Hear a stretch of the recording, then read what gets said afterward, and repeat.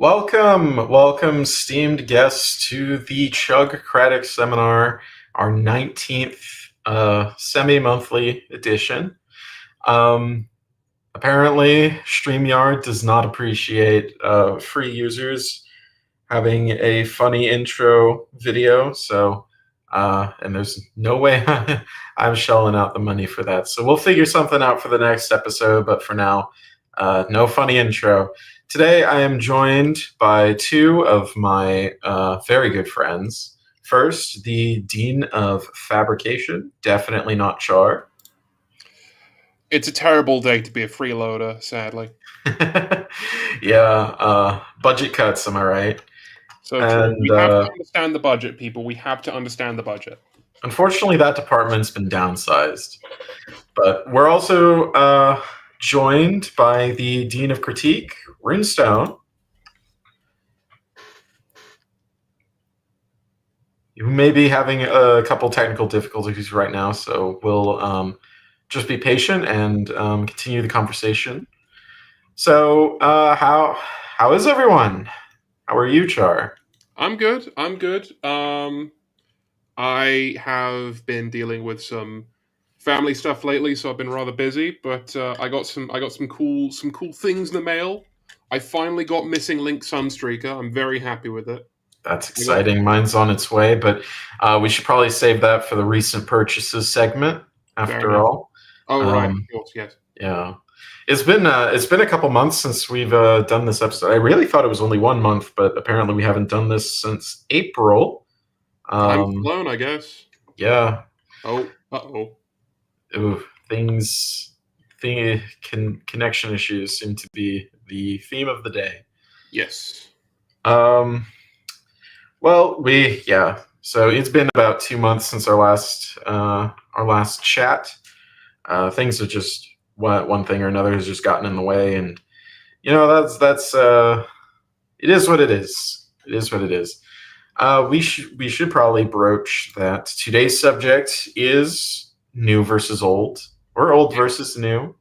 We'll be later on we will be comparing very different Chug releases and deciding which ones we like better.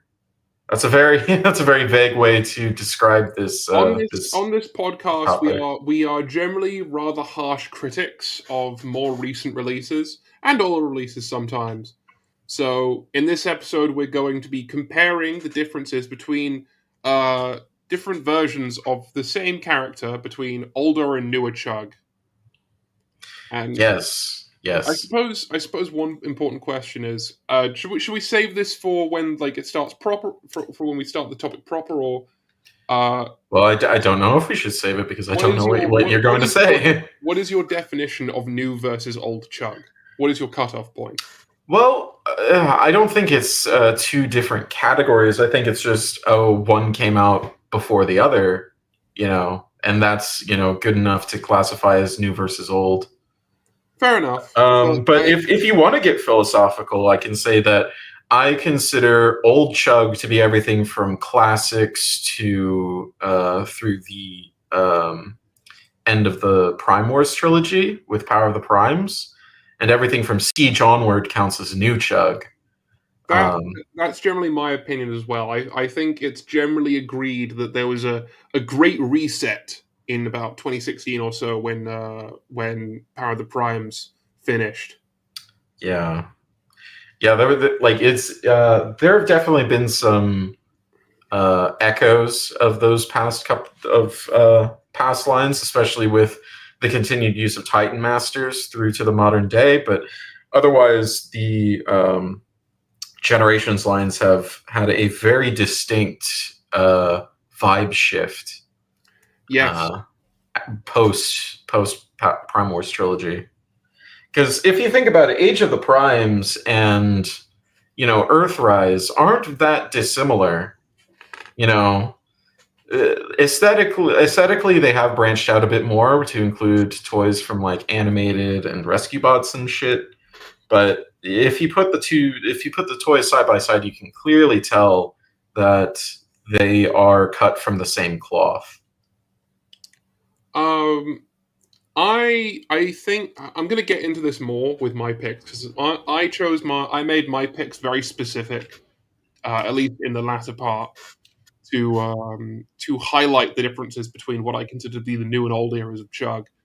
And I think the big difference was that old Chug was more about reinterpreting things through a contemporary lens, whereas new Chug, ironically, is more focused on recreating or being as close to the official designs of a given character.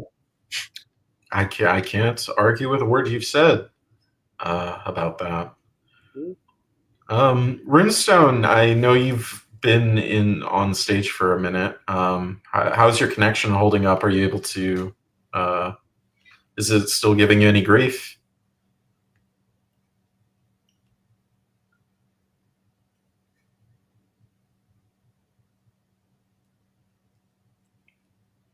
Probably. Yeah.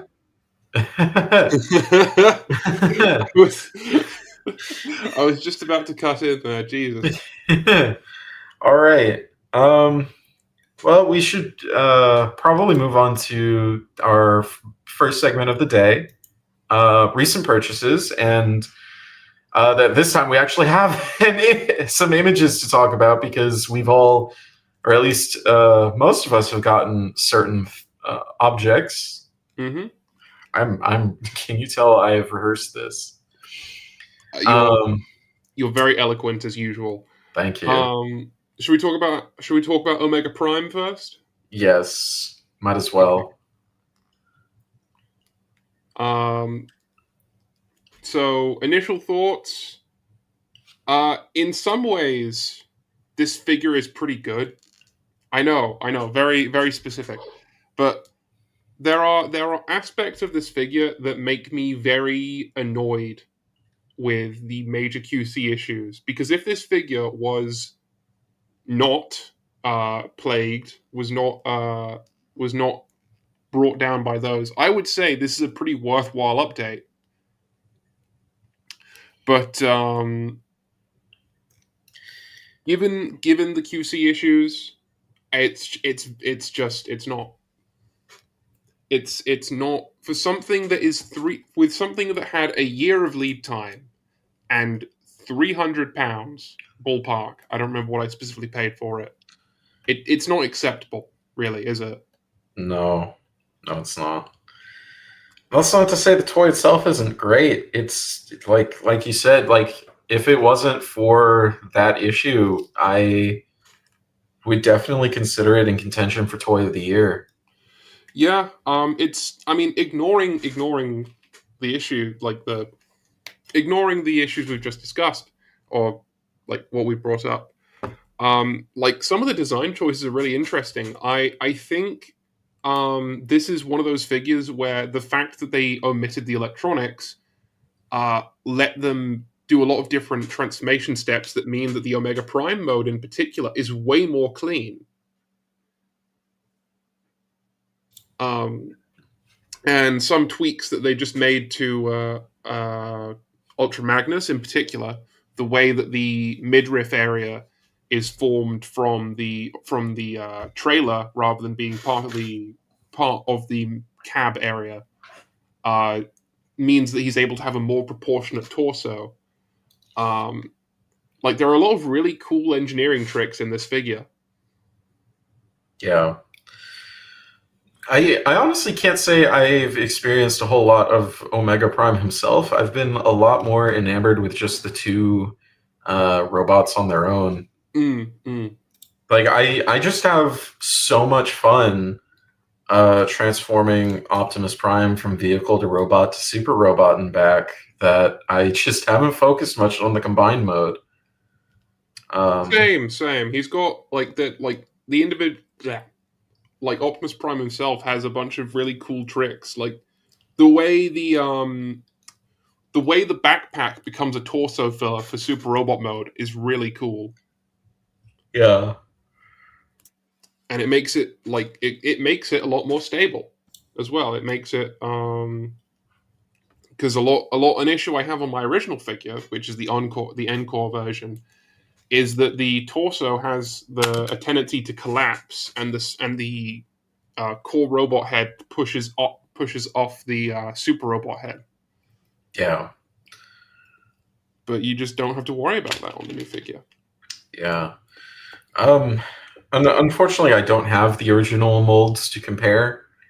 This is my first introduction to, Fire Convoy and his ilk, but it is a pretty stellar piece, all things considered.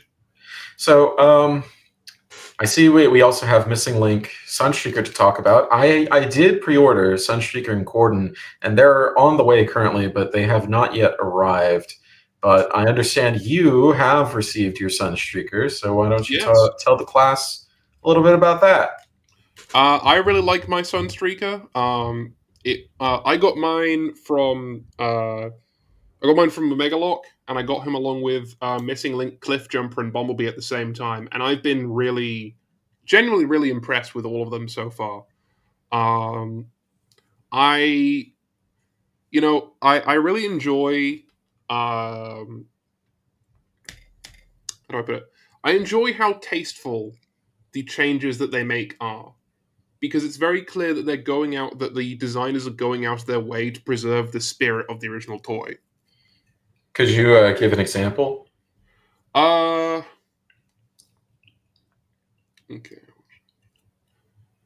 So the heel spur, the way it's L-shaped, and it's intentionally L-shaped so that when the legs are put together to make a unileg, it has the same shape as the original toy's heel spur. In fact, that's another thing. The heel spurs are interlocked specifically so you can lock the legs together, not like properly click together, but they will stay together so that you can have the toy closer to the original with the monoleg, which I really appreciate. And just the steps that they've gone to preserve as much of the original transformation as possible, to the degree of including spare hands that you can plug in as opposed to folding out the integrated hands. I will say I would have. I'm currently debating whether I would have preferred if they had left the hands out entirely and retained the launcher gimmick from the original. But I can see why they. I can see the appeal of having integrated hands. It is also nice because it can hold the gun, which I'm wondering what the origin of the gun is, because I don't think the original came with a gun, because the fists couldn't hold anything because they were entirely closed off. That's true. I also understand that this mold comes with a Dionaut representing, could be Spike, could be Sparkplug. What do you think about that? So, I really like it. I've been musing on this a lot lately, and I think Hasbro really missed a trick back in the day, not including any Dionauts with their Transformers releases, because as everyone knows, the original run of Transformers, a bunch of the figures had mysterious cockpits and no riders. And we all, What are you talking about? Obviously, Optimus's cockpit was a place to put his fists. What else could it have been for? But why does Grimlock have a cockpit? Anatomical accuracy. Don't you know dinosaurs had cockpits? So true. How else would the cavemen ride them? Yeah. But the point being, it's funny. It's funny how much play value, for lack of a better term, is added just by having a Dinonaut. Like the amount of integrated gimmicks that you get just from having a little guy who can sit in the seat, is really it's I don't know. I don't want to overstate it.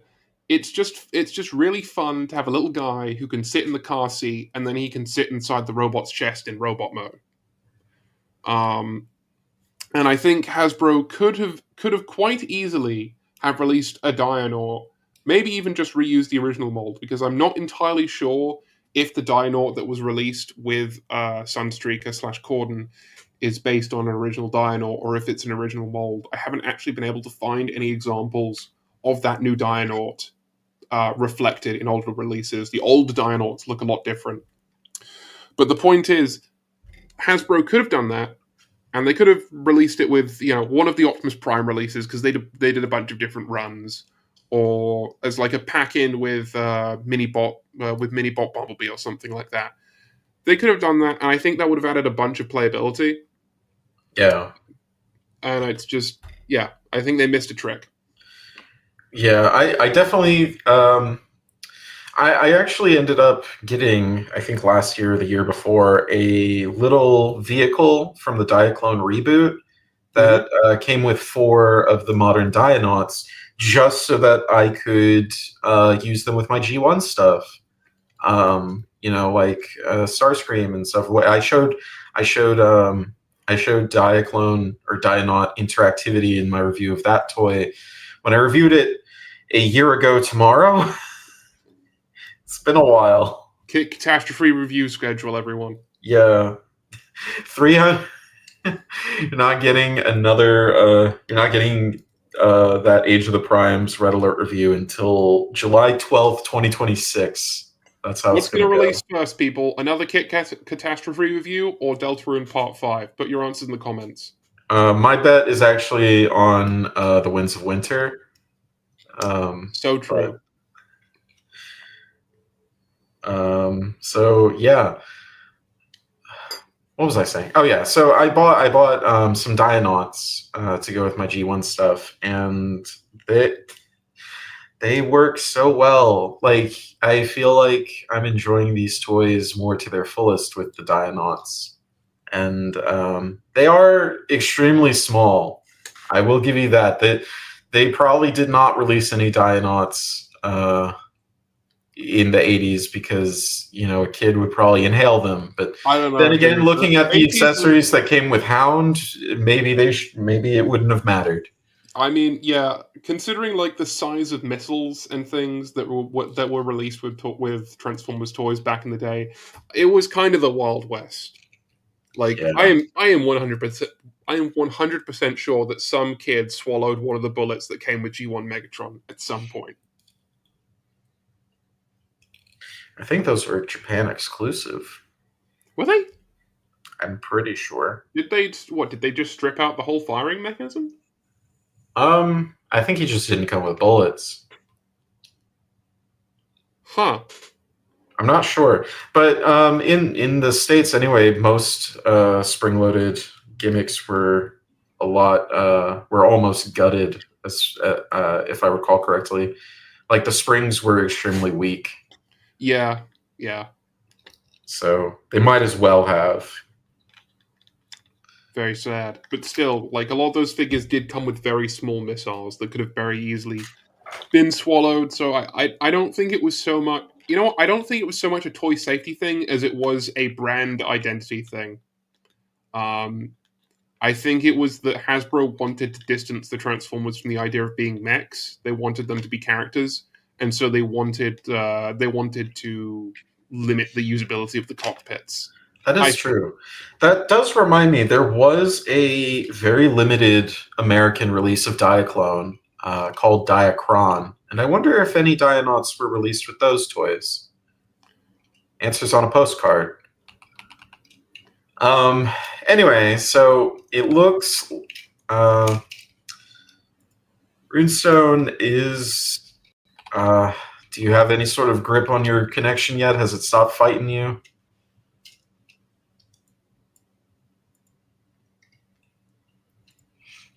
Like a crocodile.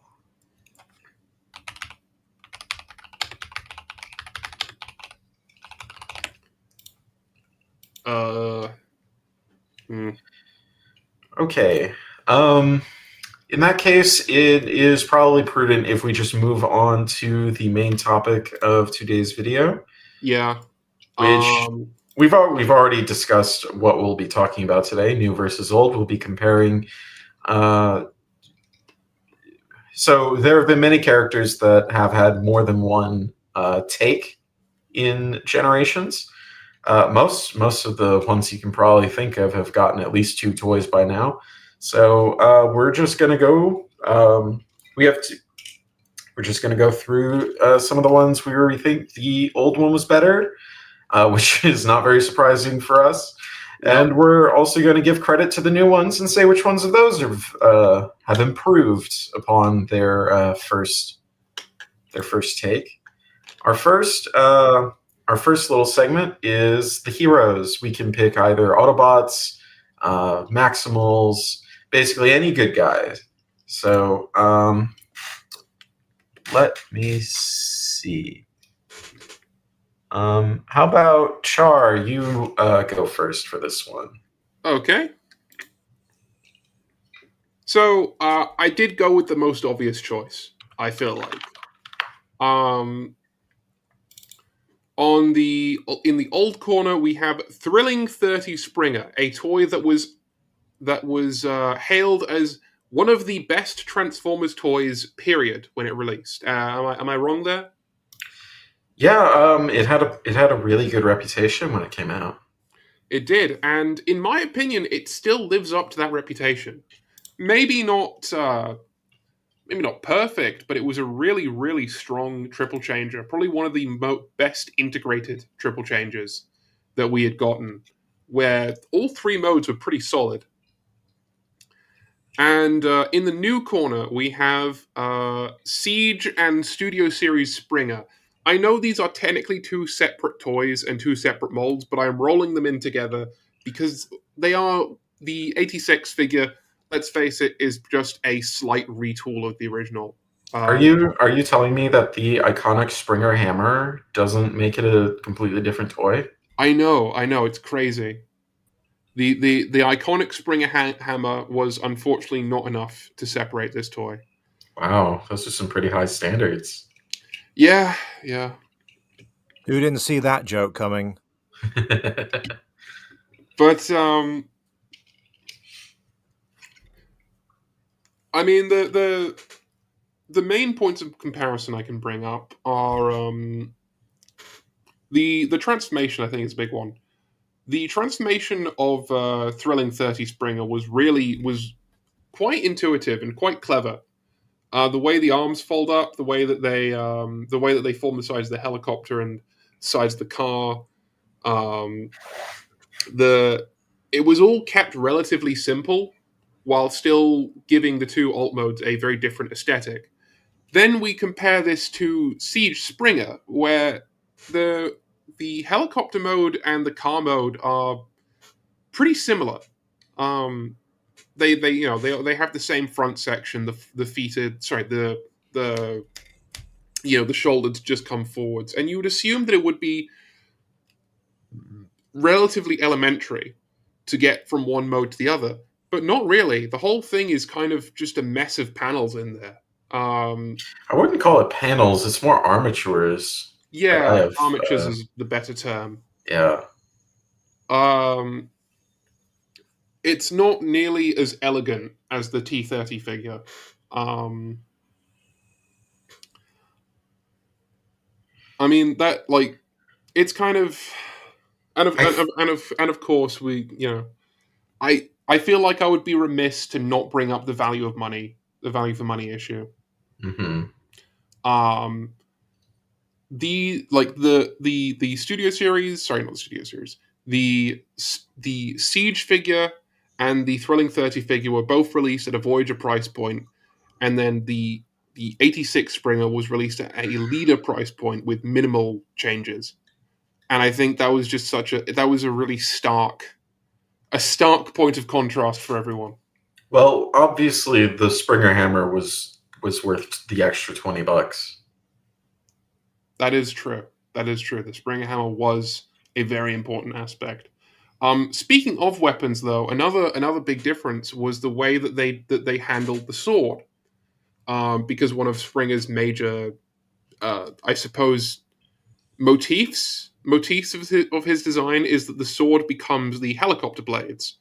Now, on the T30 figure, the sword splits down the middle and actually becomes the rotor blades, whereas on the Siege figure, the the sword is cleaner in that it doesn't look like it turns into anything, but the way it transforms is that you have this armature which you attach two swords to, and then you plug that on the top, and then when you're not in helicopter mode, you're just left with this armature that spins around and doesn't really do much.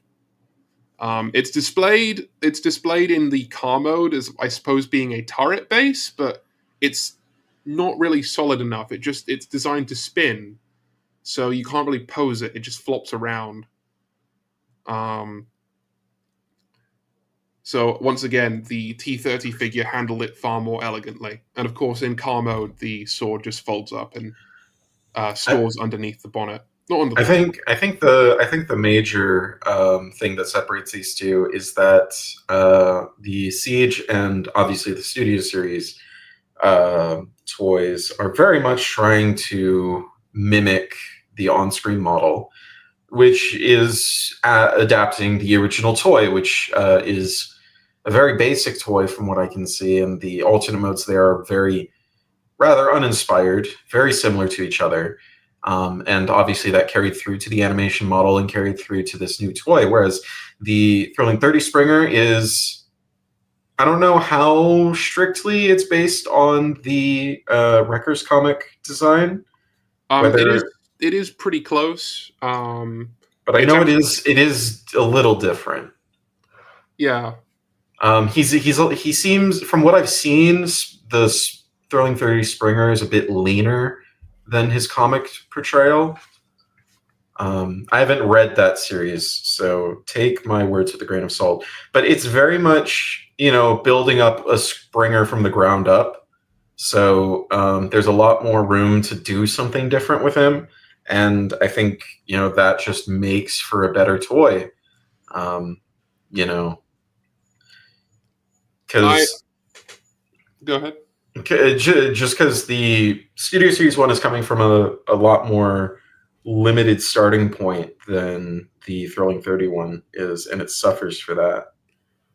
Well, this is going to come up a lot more as we go through this, but one of the big changes between the new Chug and the old Chug era is that, like you said, the old Chug era was more about reinterpreting something through a new lens. And Yes. So there was more leeway for the designers to create something that was specifically good as a toy and didn't have to be a specific representation of a certain character. So they could focus more on things like tolerances and making sure that it worked, and that the design and that the vehicle modes were clean, as opposed to being accurate to a certain to one character sheet or the other.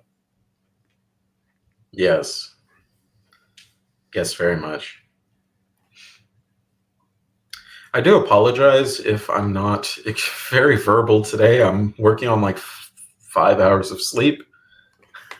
I guess I'll just carry the entire podcast today. This episode. It's the Not Char show, people. Not so fast, because I have at least one thing to say about the Siege Springer, and for the most part, I think it's an okay figure, but it has that really annoying flaw where you bend the knee and it unpegs from where it's supposed to tab into place. And I think Kit showed it off in his review of that toy as well. Oh, yes, and not just that, but he has terrible ankles that if you have bad tolerances, they'll just, collapse under the toy's own weight. But Thrilling 30 Springer is the better figure, I'll admit.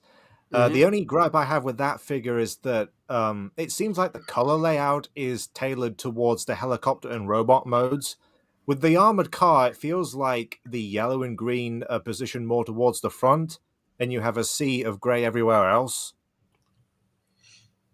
I can see that, but I personally think the armored car mode, the color layout in the armored car mode works It most of the time. reminds me a little bit of like Baja buggies, where like the top has like a bunch of like fiberglass paneling, and like the bottom is mostly structural stuff, like the chassis.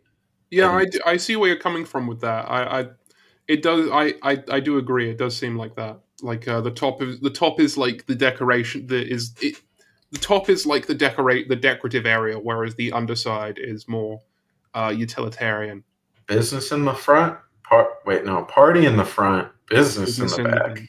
Wait, no, you're wrong. Oh wait, no, yeah. It's a car reverse mullet. Yeah. Springer would be the kind of robot to have a mullet if he was human. He would. Doesn't he have an Australian accent in some version? No, that's not Springer. That's oh, What are you talking about? I'm thinking of the other guy. The other helicopter car. The other helicopter. Sandstorm? Sandstorm. Doesn't Sandstorm have an Australian accent in some versions, or am I entirely confusing something again? He's only been in G1, but I don't remember what he sounds like. It's been a while. Maybe I'm entirely misremembering. Maybe I'm getting confused with an entirely different character. Anywho, Runestone, would you like to go next? Against my better judgment, yes. All right. Another movie. Round one. We have Cup, Titans Return versus Studio Series 86. And as a toy, I enjoy the former more. A lot of that is part and parcel of the Titans Return play pattern. Prior to both of these, there was the Generations Deluxe from 2010 that transformed into a vintage pickup truck. Then you have these two, which turned into the futuristic design as per the Generation 1 toy, comic, and cartoon. Titan's Return Cup reinvents the old-timer as a headmaster, which he wasn't in classic media. Some might be bothered by this, and that's your prerogative. But if you can get past that, there's a lot of fun to be had. The head becomes a little Titan Master minifigure, in this case, Flintlock, who can pilot Cup in alt mode, as well as his guns when they are combined. Flintlock can interact with the other larger toys in the line, and other Titan Masters can bond with Cup. The transformation to robot mode is pretty fun. Cup, and Mindwipe for that matter, have mastered the art of having large panels fold up into limbs. In Cup's case, the entire length of the vehicle, wheels included, along with the bed, forms the arms. The robot mode is very clean as a result, and well articulated. All that's really missing are wrist swivels. The Titan's Return figure is decoed after the G1 toy, while the Japanese release, Takara's Legends Sure, is based on the cartoon. Also, the Legends version not only retools the face of the headmaster, as well as Cup's arms, but you also get his target master partner, Recoil. Studio Series Cup, on the other hand, simply tries to recreate the cartoon design, and at least one thing I'll give SS Cup over the Titan's Return Deluxe is that the truck mode is cleaner with an actual bed, no visible arms behind the roof either. Weirdly, the original release of SS Cup is incorrectly colored after a dramatically lit scene where the Autobots are escaping Unicron. They fixed this for the buzzworthy Bumblebee version. The robot mode is plenty posable and generally looks as Cup should. Minor back kibble notwithstanding. Of course, this toy isn't a headmaster, but frankly, he needs a new head, because my god, that face is fucking hideous. The wrinkles are sculpted so sharp, it just looks so ugly. Accessory-wise, all you get are the laser gun and an Energon goodie dispenser. But my main problem with this toy is, ironically, the play value they tried to work into it. If you recall from the movie, Cup had his limbs pulled off in his and Hot Rod's fight with a giant squid on Quintessa. Sure enough, the arms and legs on this figure are removable. Thanks to the 5mm posts on peg holes, this actually makes Cup an accidental weaponizer, which I guess is fun in its own way, but the connections aren't too strong, meaning it's easy to pull off the limbs when going to robot mode. Also, the transformation is not nearly as clever, in my opinion. So that's why I prefer the Titan's Return figure, as some might find the comparison unfair as each line has different goals in mind, but it doesn't change what we get as a result of said goals. I have to say, I really did not mean to put these two toys in the exact same pose. It looks like they're about to fight. It's fine. Old man bum fights. Bum fights. Yes. It is funny that the Hasbro designers looking at Cup, they saw the character and they thought, yes, what people want is they want to be able to turn Cup into a nugget. That's what the people want out of their Cup figure. That's the specific thing they want to recreate. It worked, especially when they included the squid background photo. But yeah, I got the Titans Return Cup, I think, on the exact same day that I got Top Spin. So that was a pretty good haul back in the day. But yeah, Cup has always been one of my favorite Titans Return figures. His transformation is just so much fun to do. His alternate mode is really stylish, and I love the way the cockpit works and how it basically compresses to form his torso. That's not something you really see in any of the other toys because, well, besides maybe like Blur or something, because the seat folds down. But most of them like to try to preserve the cockpit in some way. Actually, Wheelie does that as well, I think. Was that right? Sorry, I was only really thinking of deluxes. But anyway, so most figures tend to preserve the cockpit, but this one definitely compresses the mass really well to make a very, very clean robot mode. I ended up actually replacing my Titans Return Cup with Legends Char.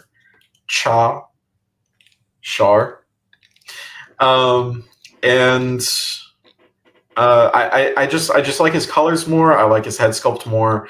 But one thing I did end up keeping the guns from the Titans Return version because I just love the way that they form like a little jetpack that can store on his back. I think that's super clever, and it was a little disappointing that the Legends version didn't come with like their own version of that. I do think it's quite interesting how that's an example of an accessory getting grandfathered in, because I'm pretty sure those are based on the Transformers Prime version of Cup, which came with the arm launchers that was styled up, which was. And the thing about that was that Cup was based on a mold that was originally supposed to be Ironhide, and those arm cannons were obviously based on the Bayverse Ironhide. So it meant that the Titans Return Cup ended up having Bayverse Ironhide arm cannons. I just think that's an interesting lineage right there. My mind is blown. Yeah, I don't have a whole lot more to say about Studio Series Cup than Runestone did. He's just serviceable, I think. His robot mode is similarly clean. He's very little kibble, and his they economize his mass really well. But he's just not as fun a toy as the Titans Return one. I never feel the need to like pull him down from a shelf and start transforming him to vehicle mode and back like I do the Titans Return one, and I don't think I ever will.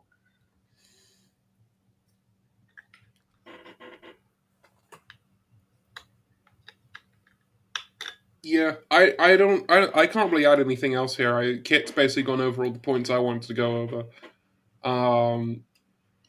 I can't say much about 86 because I don't own it. It does the thing that it's supposed to do, which is be a relatively accurate version of Cup from the 86 movie.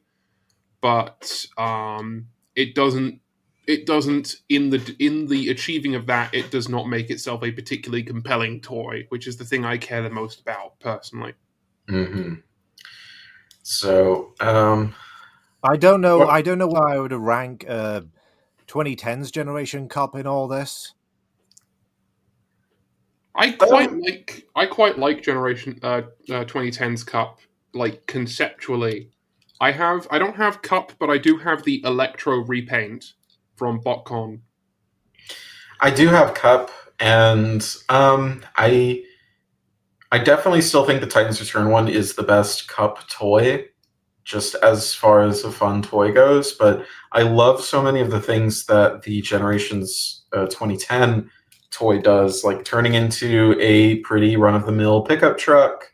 I love his weapon storage. He's very stylish, but the transformation, especially with those spring-loaded shoulder pads, can be a little frustrating at times. I don't enjoy transforming him as much as I do I don't. Though then again, I don't really enjoy transforming many of my toys as much as I love transforming my Legends Cup. On my copy of Electro, the chest never really locks in properly, so his head is always ever so slightly leaning forwards. That's unfortunate. It is frustrating. Also, 2010 Cup's face is god awful. Yes. Cup seems to be cursed with having gaunt, mummy-like face sculpts. It seems that Hasbro doesn't know how to sculpt old people. Takara's Legends face sculpt is a little weird as well, but I wouldn't call it ugly. It's just a little puffy. Well, he got Botox injections. Well, everyone kept calling him old. Everyone kept calling him like really gaunt and old, so he got insecure and he got Botox injections. I really didn't think he was the type. Yeah. Anyhow, I guess we'll move on to my first pick. And mine is classic. Oh, look, an open-wheeled race car. Who could have predicted this? I have a face-off between Classics Mirage and Siege Mirage, and I wholeheartedly give the dub to Classics Mirage. Classics Mirage is one of the best Transformers in my collection, and probably one of the best Transformers ever made. I'm just gonna put that out there. Where to even begin? He coming out in 2006 for the original Classics toy line. He's super duper posable for his era. He really. Are you about to break into tears? No, I'm just stumbling. So the original Generation 1 Mirage design is a very bog standard box man, because back in the late 70s and early 80s, Formula One cars were very rectangular when seen from above. That the original G1 toy is pretty accurate, except for how tall it is. You just kind of got to flatten it out a bit, and that's the actual Ligier that he turns into.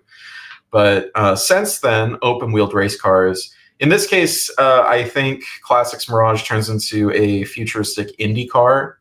That's the closest thing he looks like. He looks very much like a modern, like a current Indy car, except with a closed chassis, closed cockpit rather. And with that comes the compromise of having to deal with more slender bodywork. As you can see, the nose is very, very cinched at the front axle right there. So he has naturally he turns into a very, very lithe, very skinny, almost anorexic robot mode.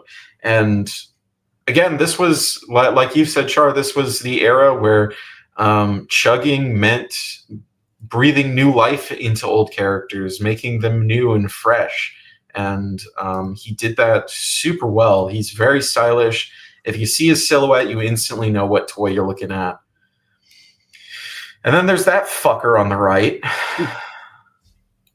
I really, really dislike Siege Mirage. It is a bad toy. The vehicle mode is absolutely disgusting and malformed. You have the arms trying to form an engine cover, and then the rear wing is just plastered on his shoulders, so it just looks like there's a big block on his ass. And then there's like a fake extra nose hanging off the back like a prolapse. It's just supremely, supremely ugly. Transformation is whatever, I guess. It's not fun, that's for sure. And his robot mode is a bit too wide, a bit too squat. And was it worth it? No, I don't think so. I just really do not jive with Siege Mirage. I ended up selling this mold off a long time ago. And I ended up getting the Leadfoot repaint of the Earthrise version, or was it Kingdom? It was Kingdom. It was no, Kingdom Mirage. Is it? I could swear it's just a straight up reuse of the Siege one. So I might No, it's a retool. And I ended up getting Leadfoot and Master Dominus, just to see if like maybe the retooling would make me change my mind. It didn't. I don't like Leadfoot. I'll probably end up selling him sometime in the future. But talk about a disaster. So, Kit, I wonder if you would agree with this. Would you say that Siege Mirage is an example of Chug striving for accuracy to the show model, but in the process losing the spirit of the character? Well, I couldn't tell you what the spirit of the character is in the first place, so I don't think I have a good answer for that. I just think they try. I think it's more just trying to fit a square peg through a round hole and damaging both parts. Because I don't think either mode works. He's not particularly accurate to the G1 model anyway. So, yeah, it is interesting that you're like, now that I think that you are right, they're trying to make him a more modern style open wheel race car. I'm not going to call it F1 because I don't want to trigger your autism. It's an open wheel. Also, isn't Siege Mirage meant to be a Cybertronian racer? Yes, he is. He is, but it's, the Kingdom version is definitely trying to be an F1 car, though. So it's clearly in the style of like a modern style open wheel race car. But it's interesting that the robot they're trying to make look like the classic design, but then the vehicle they're trying to work in the more modern style open wheel race car. And it just kind of, you're right, it does end up being a square peg round hole, because the robot mode is inherently not meant to be that. Ironically, the Siege mold looks more like a current day F1 car than its retool. Like, its retool was made to evoke the F1 cars of 2018 through 2021. And the Siege one ironically ended up looking more like the ones from 2022 onwards. With its much more simplified bodywork. I just think that's just a funny coincidence how they just went sort of backwards, predicting the future. That is ironic, yes.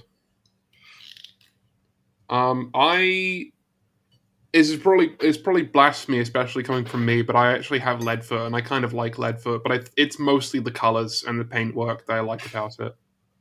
The colors are nice. It's like the head sculpt. I'm sucker for the visor and face mask style head. You just like goons. I do. I like goons. One could say I'm a gooner. I like goon-coded robots. Don't take that out of context. But I like, I can absolutely see where you're coming from when it comes to like the actual shaping and like the transformation. It's not. I would not say that's a strong point of the figure. Yeah, he's just ugly, whereas the classics toy is beautiful. I don't own it, but I do own the drag strip repaint. And I know there was a lot of mold degradation by the time it got to those. What would you say the tolerances are like on the original? Well, pretty good, pretty decent. It's definitely showing its age. So things are probably some things are probably a bit looser than they were when it was new. Some things are probably a bit tighter than they were when it was new, just from lack of use. But his tolerances are pretty decent. Nothing overly dramatic. I also have movie Fracture, and that one is notorious for having terrible QC, but mine is pretty on par, probably even better in some respects. So, yeah, unfortunately, my copy of Drag Strip, the waist swivel is really loose, the head's really loose, the little panel on the back is like fallen off and I lost it somewhere. It's unfortunate. Oh man, you got a shit box. I did. I really did. Thankfully, it came in like the window box, so I can just keep it in the box. And one day I'll have to get a Classics Mirage to experience this mold properly.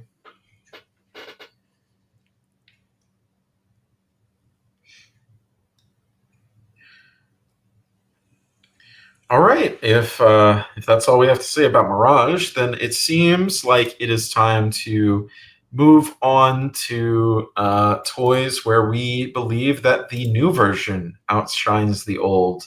I know it does happen. It does happen, despite our griping. From time to time. Char, how about you go first again? Sure thing. Okay. This one I am actually a little surprised by. Okay, so I'd like to preface this by saying, by no means is Classics Jetfire a bad toy. It is just very much a product of its time.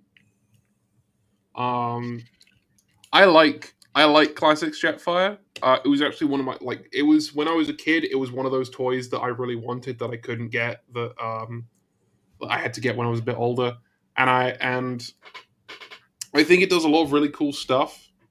I like the backpack. I like that it has the Macross inspired backpack with the spring loaded cannons that fold over the shoulders. But at the same time, you can absolutely tell that this was made by a design team who had just gotten done with Energon at the time. I think it was. Yes. Did Classics come out? Classics came out before or after Cybertron? I forget. After.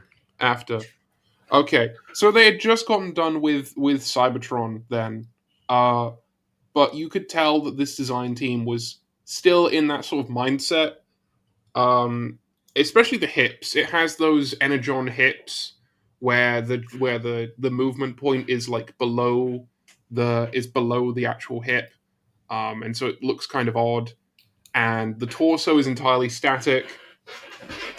And while the helmet is cool, unfortunately, when you remove the helmet, his actual head is quite small. And also, if you lose the helmet, it forms a pretty sizable chunk of, not a sizable chunk, but it is pretty integral to the alt mode, the stability of the nose cone. So if you lose it, then that's a bit of a buggeration for you. Womp womp. It is a womp womp. And then we have Siege Jetfire. Siege Jetfire, very obviously being based on the G1 design, the G1 show design, that is. Not a Valkyrie in sight. Well, I say that.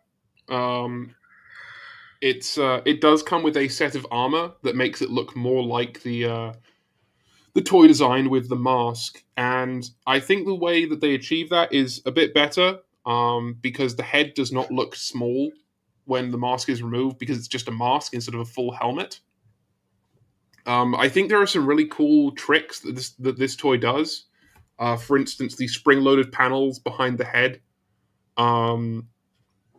that close up when in robot mode, but allow the head to be stowed away. It's just this figure has.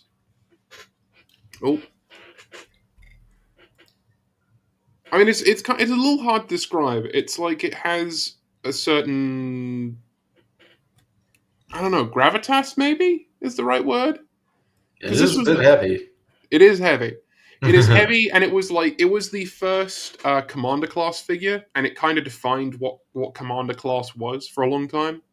Yeah. And I think it was a worthy start. It was like the return of the old style leader class toys, because by that point leader class had just become Voyager plus.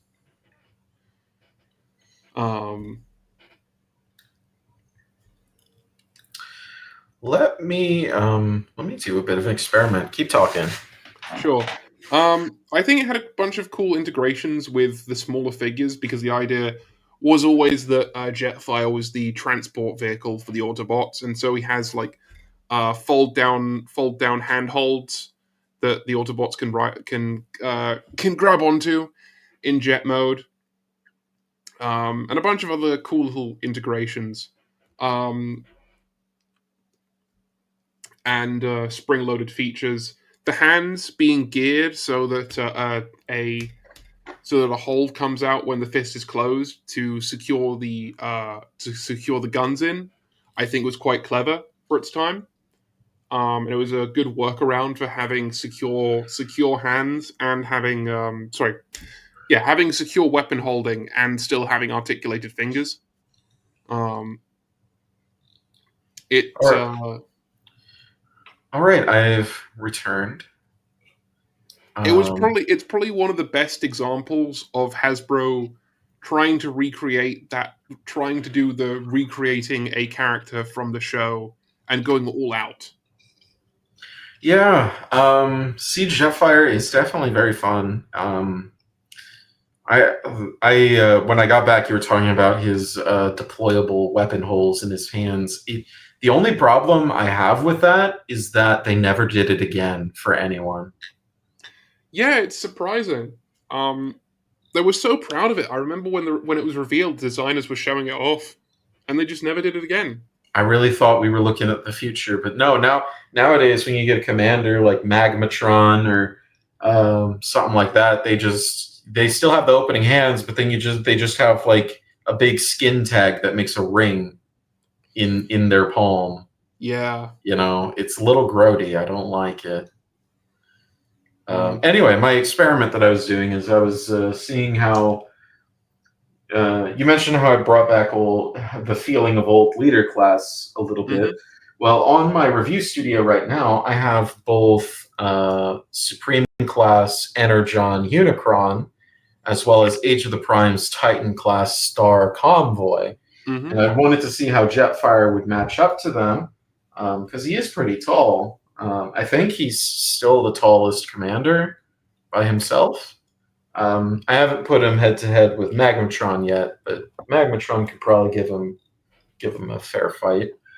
Anyway, Jetfire comes up to Unicron's like chest missile launcher thing and comes up to the bottom of Star Convoy's windows. So yeah, he is pretty big. He's pretty big. I'm so smitten with Unicron. It does seem like a very, very cool figure. It was the figure back in the day. But yes. And this one's came in black and orange and green. Halloween colors. And purple and yellow and gray. It's a little all over the place. Anyway, but yeah, I don't know if I would outright agree that Siege Jetfire is a better toy than Classics Jetfire. They're doing very, very different things. So I think it's better might not be the right word. It's more like Classics Jetfire is dated. Still, I know I would probably prefer to keep Classics Jetfire on my desk, but that's probably because he's half the size. That is also true. That's a significant thing I've noticed in my own collecting. Like, I get way more enjoyment out of the figures that are roughly deluxe to Scout class because I can have them on my desk. I include Voyagers in that, but I definitely agree. There is such thing as too big a toy for your desk. Mm-hmm. And in between these two, we had that thrilling 30 leader class Jetfire, which I think was the closest to looking like the original Valkyrie. It was. Maybe that would have been a better one to put in the old slot in hindsight, because I think most people can agree that that is the weakest of the three Chug Jetfires. Yeah, it definitely doesn't inspire as much playability as the other two. So it's kind of scaffoldy. It's like most of the figure is scaffolding. Mine actually broke, and I had to I repaired it with wire armature and super glue. It still holds up. Like the repair still holds up. I mean, and while I like the idea of a more Valkyrie coded Jetfire, the way they pulled it off with the fake chest and most of the jet mode just ending up on the back, in my opinion, was suboptimal. And then for some reason they repainted it into the Seekers. Yeah, that was an odd one. I think it's just because they wanted something for the leader slot, and they were like, "Well, this mold's lying around, and we want to do a Starscream." And then they did another. They did Combiner Wars Starscream, and then they made Starscream a Combiner in Power of the Primes.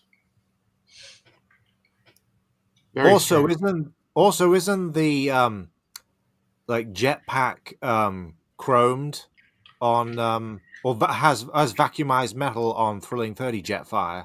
Yeah, it's one of the rare instances of a Hasbro figure having chromed parts, and unfortunately, they're not the best, and they tend to flake off. To the degree that I went out of my way to buy the Takara version that didn't have the chrome on it because I preferred the unchromed look. But it is quite funny, yeah. It does have the backpack and the weapons are all chromed.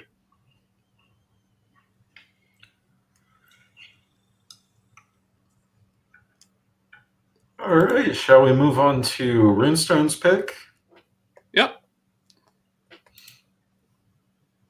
I don't care if this is low-hanging fruit. When you make a toy like Universe 2008 Cheetor, anything's an improvement. Are we sure that photo's even transformed correctly? You know how notorious Cheetor's stock photos can be. We'll get to that. We'll get to that in a bit. And by the way, this was one of the first times Chug delved into Beast Wars as well. I think most would agree that the cheetah mode is definitely that figure's saving grace. Because if you recall, the original Beast Wars Deluxe Cheetor was a mold sculpted with a vague, giant cat-like beast mode, probably so they could get away with redecoing it multiple times, as they tried to pass it off as a cheetah, tiger, panther, and almost a snow leopard. Universe Cheetor, on the other hand, is quite clearly the feline he's named after. Yes, what was that, Charles? I was going to say Beast Wars Cheetor looked more like an overfed house cat than anything else. It looks like my cat. He's much sleeker and just generally more anatomically correct.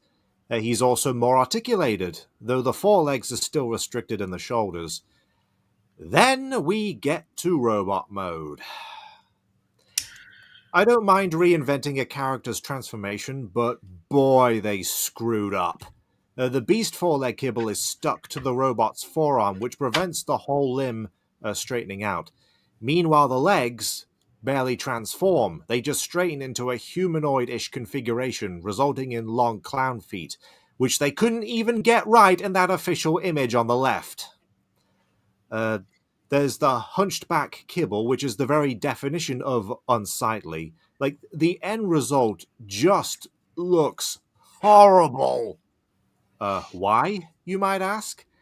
Well, this figure appears to be built around that stupid eye color changing gimmick. If you don't know, there are variants of Beast Wars Deluxe Cheetor with different colored eyes, green, red, I think even blue. And they decided to reference that. A tab on the Beast Mode's back allows you to switch between green and red eyes, and it opens his mouth in the process. I don't inherently mind small nods like that, but when it's at the expense of a well-constructed toy, it just isn't worth it. That aside, the tail detaches into a lame club weapon that I wouldn't use to whack a fucking piñata. There are also shurikens stored in his legs. Weapons Cheetor never had up to that point, by the way. I guess you could say he's on the prowl. He doesn't even hold them that great. Like, it's just an embarrassment all around. Fast forward to 2020 and we get Kingdom Cheetor, which isn't my favorite toy in that line, but it's still miles ahead of the Universe Deluxe. The cheetah is once again realistically proportioned and detailed, and he has better motion in the shoulders, at least in that mode. The toy properly transforms, and the robot mode is mostly faithful to Cheetor's appearance in the Beast Wars cartoon, albeit slightly more slender than he should be, but at least this figure's consistent about it, unlike Universe Cheetor, which had a bulky upper body and with anorexic legs. The motion in the robot's shoulders are hindered by the back kibble, which is my only real knock against that one. The tail naturally becomes a weapon, but this one has a scythe blade in reference to Cheetor's transmetal form. The Kingdom Deluxe is clearly the better toy overall. Despite not doing anything particularly fancy or stand out, it's just by virtue of being a solidly designed figure. If you have the money, I recommend getting the Beast Wars Again redeco by Takara. It's lavishly painted from what I've seen. But yeah, Universe Cheetor walks/trips over the start line, so Kingdom Cheetor could run. I had Shadow Panther within arm's reach, so I just picked him up off the shelf, and I have absolutely no desire to get that Universe toy. It seems like a very bad time to be a Beast Wars fan, Universe 2008, because Cheetor absolutely blew, and Dinobot didn't seem that great neither. Can you corroborate that, Rune? How were you feeling when? How did you feel when these toys first came out? Well, the thing is, I only had the Universe Cheetor at the time, and I was not happy. Do you remember what you thought seeing the photos of Dinobot? Any reviews? The reviews on Dinobot were mixed. Like, I mean, I don't think the Universe Dinobot ever came out at retail as in the UK, as far as I could tell. Oh, wow. And I held off for the longest time until I could get the Henkei release, and then they did Kingdom Dinobot, and the rest is history. Yeah. But yeah, these two toys seem pretty rough. I have to say at least Shadow Panther here, Cheetor is a little just out of reach. Shadow Panther here is a really fine feeling toy. I like the Kingdom Cheetor mold a lot. The colors of the Hasbro release kind of blow, but you have options. You have options. Even if you're not after a Cheetor, you have options. You have plenty of options because he got fucking sideswiped. He has like 1 billion repaints. He does. So, he does. That's a good toy to repaint. As someone who doesn't own either of these toys, it does really but confuse me why they went out of their way to make that one gimmick with the eye changing and the mouth opening when it seems to have come at the expense of most of the figure. Yeah, especially since, the Kingdom Cheetor mold also has an opening mouth. Of course, it's manual, but if they want an eye-changing gimmick, they could have done something like Masterpiece Grimlock, where you just open, like, his scalp and, like, twist the eyes around to, like, a different color. They could have done something like that and, save everyone a lot of trouble. Hasbro designers just were doing anything with their parts counts back in the day, I guess.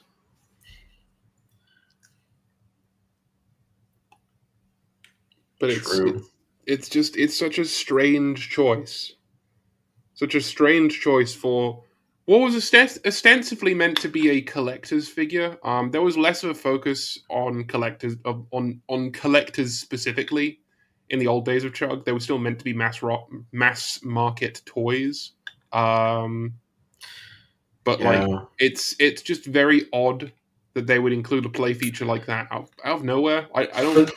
But yeah, still, this is the era of them putting in features with fans in mind. Like, Cyclonus having the Japanese-style Target Master functionality. Hound coming in with Ravage as a reference to an episode no child would have ever watched unless they somehow, unless they probably saw it like on the Transformers website way back when they were actually offering that. So yeah, pardon me. Jeez. Or you and me and pirated all the Transformers G1 episodes. But someone didn't have Flash Player. Yeah. But no, it's an odd choice. I suppose it is the downside of this. It is one of the rare downsides of this era of reinterpretation and experimentation is that sometimes it doesn't pay off. Yeah. At least the next round of Beast Wars updates was a lot better received. Is all I have to say. Yeah. A little ironic considering what my pick is. But we'll get there when we get there. Mm-hmm. Which is probably now. Yes. So my pick for the new winner is Thrilling 30 Rat Trap versus Kingdom Rat Trap. Thrilling 30 Rat Trap is not a toy I enjoy very much at all. For the longest time, it was like the only Transformer in my collection that I still referred to the instructions to transform. Not because it was like terribly difficult, but it was difficult to like, not that it was like terribly complex, I should say. It was just so miserable that I never committed it to memory. And they really try to cram everything into that little rat pelt of his, and it always feels like it's ready to like burst apart, like you threw him in the microwave. Yeah, something about that Thrilling 30 Rat Trap just makes him feel brittle to me. I don't know about brittle. He just doesn't want to cooperate, But now that you mention it, there is something about his plastic that just feels a little rougher than everyone else. Maybe it's the sculpt work. Maybe it's something else. But no, it's a miserable toy, especially compared to Rhinox and Waspinator. Especially Waspinator. Rhinox has a couple issues that still bother me. But anyway, Kingdom Rat Trap, on the other hand, he's a core class figure. He's a lot smaller.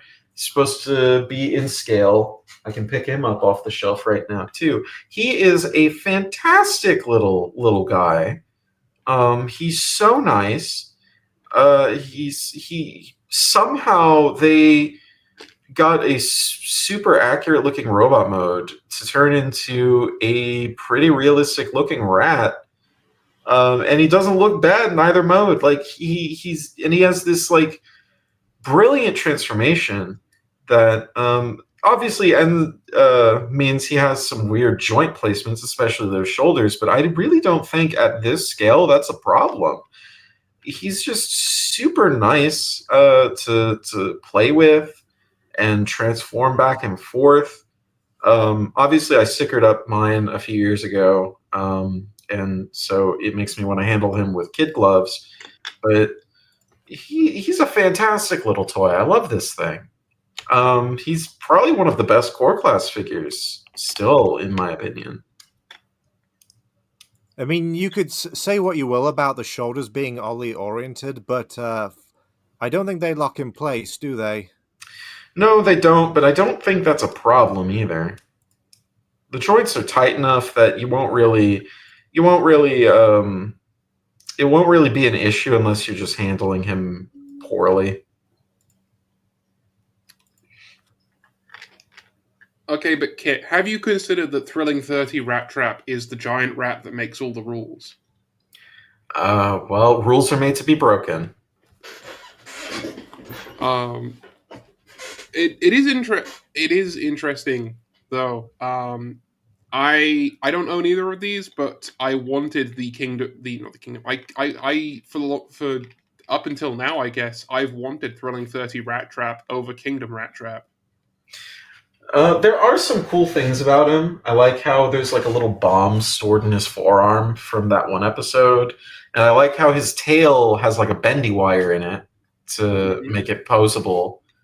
And he's also able to do that thing where he can like sit on his haunches and like be sort of upright. That's kind of cool. Like how he does in the show. But of course, his belly is exposed and you can see the whole freaking robot bits in there. Yeah, I just find him a bit miserable is all. I mean, that is another thing about this era is sometimes you did get alt modes that kind of wanted to explode.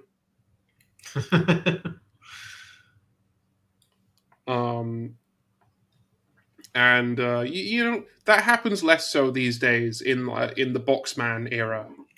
Though you still get it with SS figures. Definitely.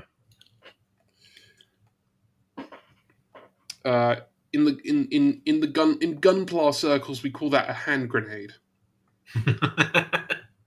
Do you really? Yeah. When a figure is really loose and like wants to break apart, that's nicknamed a hand grenade. Oh, I love that.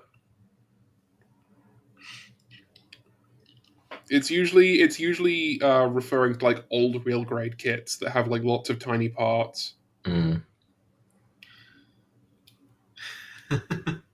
Lots of shrapnel. Mm-hmm.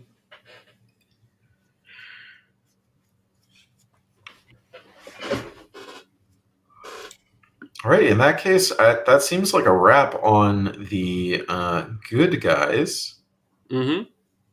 Next, we have the bad guys. And originally, for both of my picks, I ended up bitching about Blitzwings, but I have spared everyone the boredom that would entail. The repetition. Yeah, we've already done an extracurricular on Runestone's channel. Go check it out, where we talk about Takara Legends Blitzwing. Of course, I'm stuck with the Titans Return version because I'm a Baka Gaijin.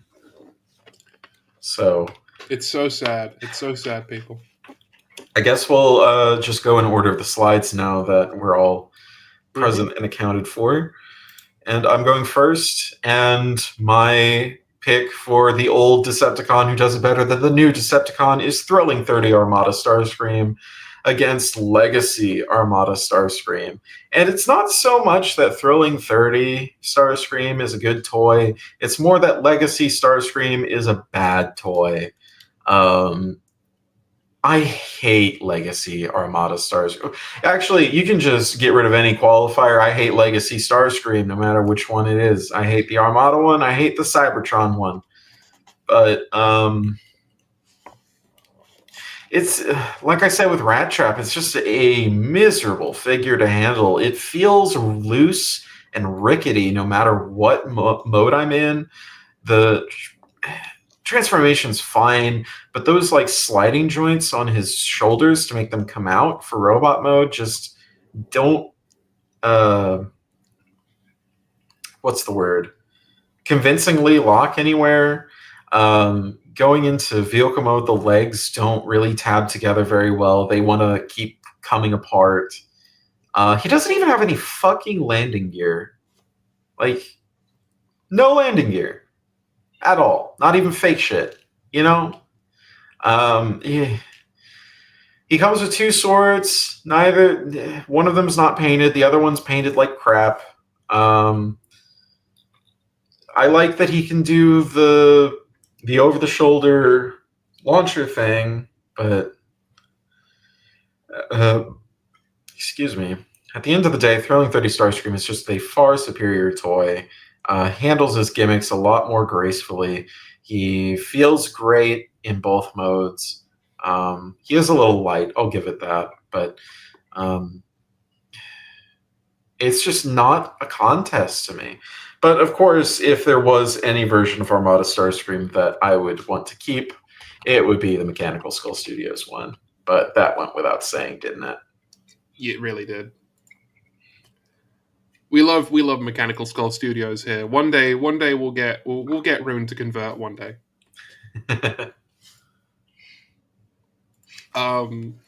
Yeah, I own both of these figures as well, and so to me, a big problem with both of these figures is they look unfinished, and it's primarily the paint.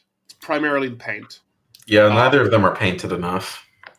It was so egregious that I actually went out of my way to do a custom paint scheme on my Legacy Starscream figure, where I painted all the bits that needed to be grey and all the bits that needed to be red. And the bits Did you have to sign up for night classes with ID Armed? No, actually, I moonlight as a painter myself. Actually. Oh, was it your minor or something? Yes. Though undergrad. Yes, I actually do substitute lessons for Rune. I've been having to handle them quite a bit lately. Sorry, not for Rune, for ID. I do substitute lessons for ID because, and I've been having to handle them quite a bit lately since he's been so busy and been away. I've been dealing with his students along with my own. It's very hectic. It's a good thing we don't pay you. It's true. It's true. Why do I even what do I even get from this? Exposure. Arguably, but yeah, say hello to all three of our.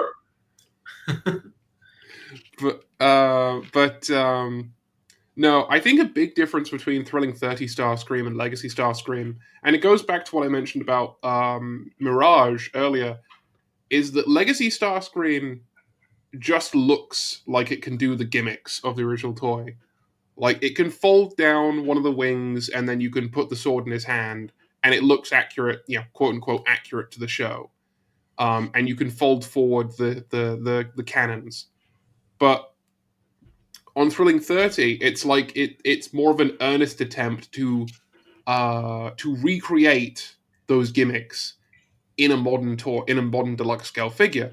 So instead of having the spring-loaded cannons on the shoulders that flip over, he has friction missiles that are pushed out from the cannons that just sit on the shoulders.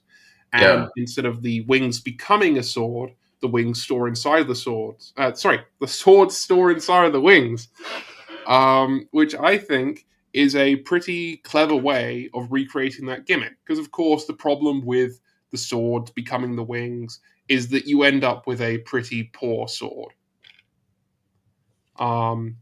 So I think it was pretty Unless clever. you're Mechanical Skull Studios. Their sword wing's pretty good. True, but even then they include a spare solid sword.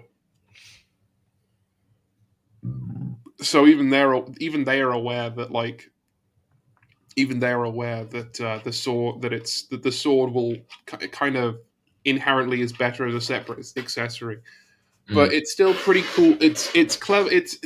They recreated the idea of the sword becoming the wing in a clever way, whereas The Legacy Starscream follows the doctrine of modern Chug, which is to try and be as accurate to the show model as possible, without much thought to anything else. There's no reinterpretation here. It's just taking something, it's taking the show model and making it into a toy as accurately as reasonably possible. And of course, within le budget. Le budget.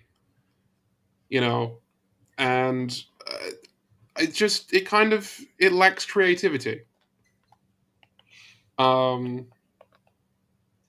also it makes the lack of paint taps appear more stark, because you can point to specific areas where, like, no, that should be grey, that should be red, that should be black, etc., etc., etc. Mm-hmm. But I've yapped enough. Does Rune have anything to say?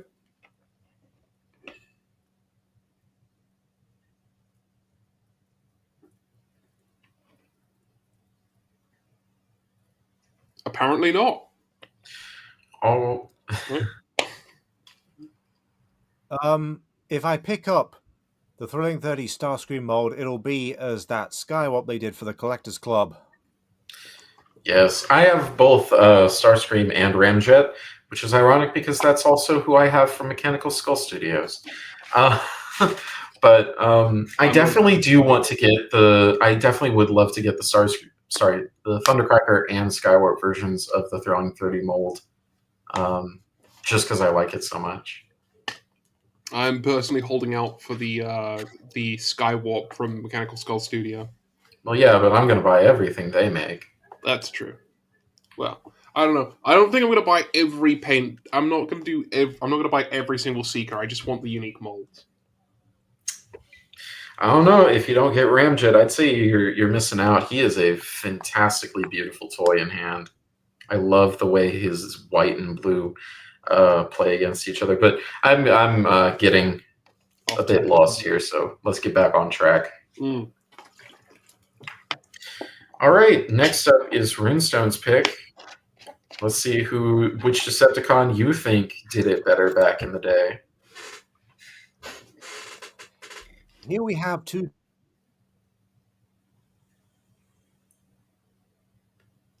It's true. Here we have two. Deluxe from 20. What? You cut out there, so all we heard was here we have two. I'll try again. Here we have two toys of Megatron from the War for Cybertron video game by High Moon Studios. The Generations Deluxe from 2010, and the far more recent Studio Series Gamer Edition Voyager from 2023. Expect a review of the latter from me very soon.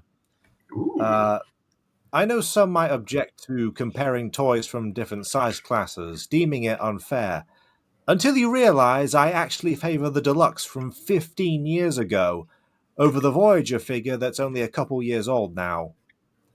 And the thing is, neither one tries anything especially grand. It's just for the most part the Deluxe has some cooler elements to it. I like the look of the mobile cannon mode better, even if it boils down to minor aesthetic choices like the cannon being more immersed in the hull. Whereas on the Voyager, the cannon is attached to a turret-like structure, but it doesn't turn like one. The Voyager's cannon also has a postment for robot mode that doesn't fold away, which is kind of distracting. With the Deluxe, you're able to switch between a hover and a regular tank with the treads, whereas with the Voyager, it's strictly a hover tank. The Deluxe has a spring-loaded firing missile. The Voyager is effects parts compatible. That last one you could go either way, to be fair. Deco-wise, I will say the grey on the Deluxe is perhaps a bit too light, though that's not a problem if you bought Takara's United release, but it's well painted and coloured otherwise. With the Voyager, you get that darker grey from the start, though I could do with more dark energon highlights that would really pop against the figure without making it too gaudy. I think the upcoming redeco adds some of those. As for robot mode, again, there's not much in it between them for the most part. Neither one is entirely accurate to the game, as the CAD model has the cannon attached to the arm via two posts. With Gamer Edition Megatron, it's just the one. On the Deluxe, the cannon slots directly onto the arm, which I kind of prefer the look of. Also, the character design has the tank's pincer-like structure on his shoulder. On the Deluxe, it's the actual pincer. On the Voyager, it's a fake, with the real deal winding up on his back. It also has a post for weapon storage, but it means that Gamer Edition Megs lacks the appropriate detailing on his back, including the Decepticon emblem, which the Deluxe has. On the other hand, the Voyager has an extra mace weapon, plus the removable right arm that you could switch for various weapon accessories like other Gamer Edition figures. Crossplay compatibility is always fun. But of course, the Voyager has that one glaring flaw that drags it down. Both figures are, for the most part, well articulated. However, I don't know what happened, but Gamer Edition Megs has those annoying as fuck tabs at the back of his knees, meaning they can't bend any further than... I'm not even sure it's 45 degrees. In fact, when you bend the knee, the tab actually aligns with the rest of the leg. I don't think the upcoming More Than Meets the Eye collection redeco fixes this, and as was brought up in episode 10, the comic edition flame retool apparently didn't either. Without that issue, it'd be a fairly close call, I'll admit, but it still highlights how even the smallest gaffes can cause the biggest problems. Yeah, I definitely have to agree that if it weren't for that problem, that one fucking problem, these would definitely be like considered something of side grades to each other. Like just what do you value more in a Transformer versus like what were they thinking? It's very true. I mean, personally, I've only just been made aware of this issue. I did not even know about that until today.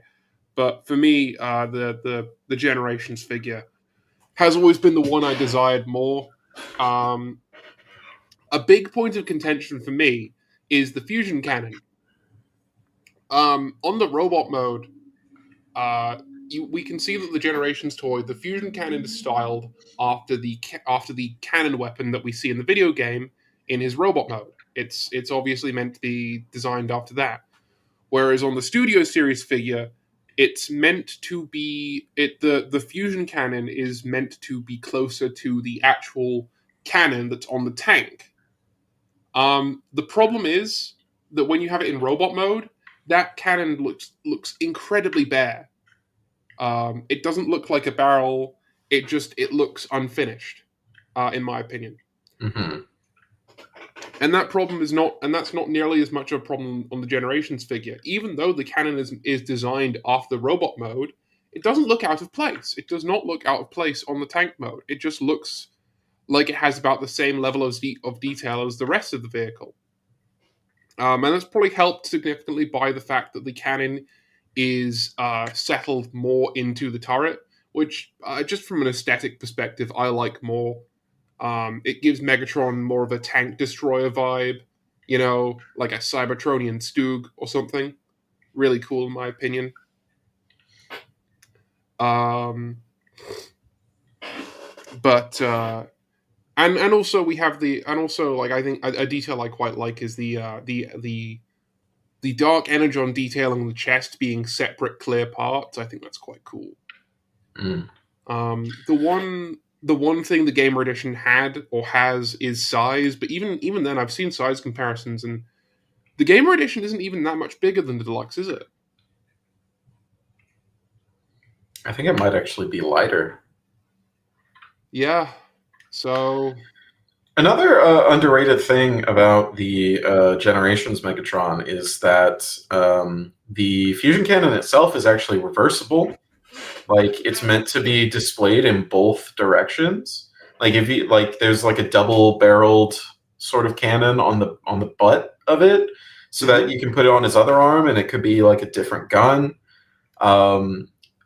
Yeah, probably to as a reference to how many like different guns you could equip in the game and stuff. That is pretty cool. And of course, it has a firing missile, and that's always great. That is And it has one of those mechanisms where when you load the missile, there's like a plastic sheath on the inside of the cannon that like reveals clear purple detail when it's loaded, so that it looks like it's like infused with dark energon and stuff. It's touches like that they just don't do anymore. That really sets this toy apart. And also just proportionally, I really like the deluxe figure a lot more. I think it's got more of a heroic silhouette. It's Megatron, but it is a heroic silhouette. I also just kind of prefer the colors. That too.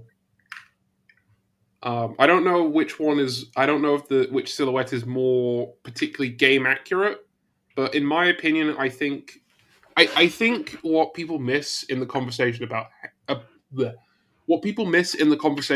accuracy is that when translating something from a design in a video game or a show or a movie into a toy, there are certain changes that need to be made to preserve the spirit of the design over the specific accuracy, if that makes any sense.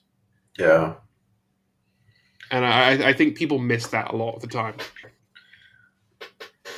Do you have an example? Oh fuck! Off the top of my head, like a specific example. It's I mean, not of a specific toy that I can think of off the top of my head where I can give an example. I could probably, if I had like prep time, I could probably find an example. Gotcha. But it's like I can give you like a way it happens, like detail. Like detail that seems pretty normal on a show will look like overcrowded and difficult to make out on a toy because it's so much smaller. Because you're seeing that detail on like a massive screen in a cinema or on your TV, and so it's easier to make out.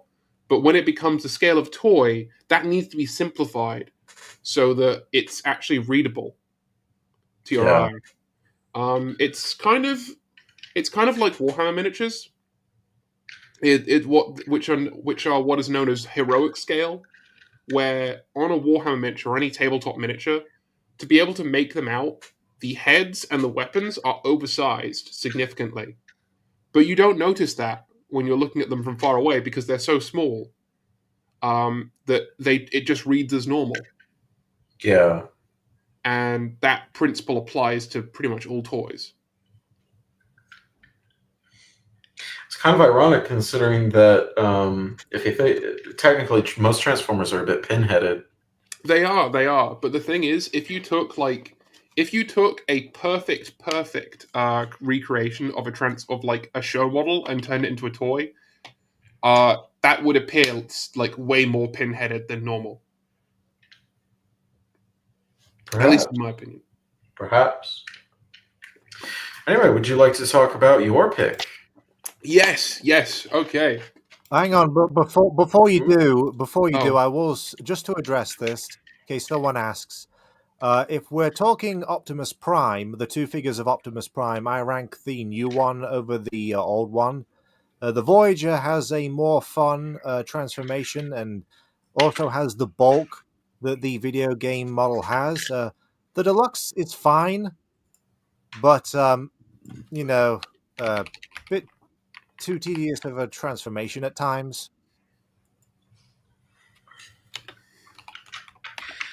I definitely think that the Generations and Studio Series versions of Optimus's design are definitely fall more into the category of side grade than upgrade or downgrade, because they both of those toys do things I really love, and I just can't.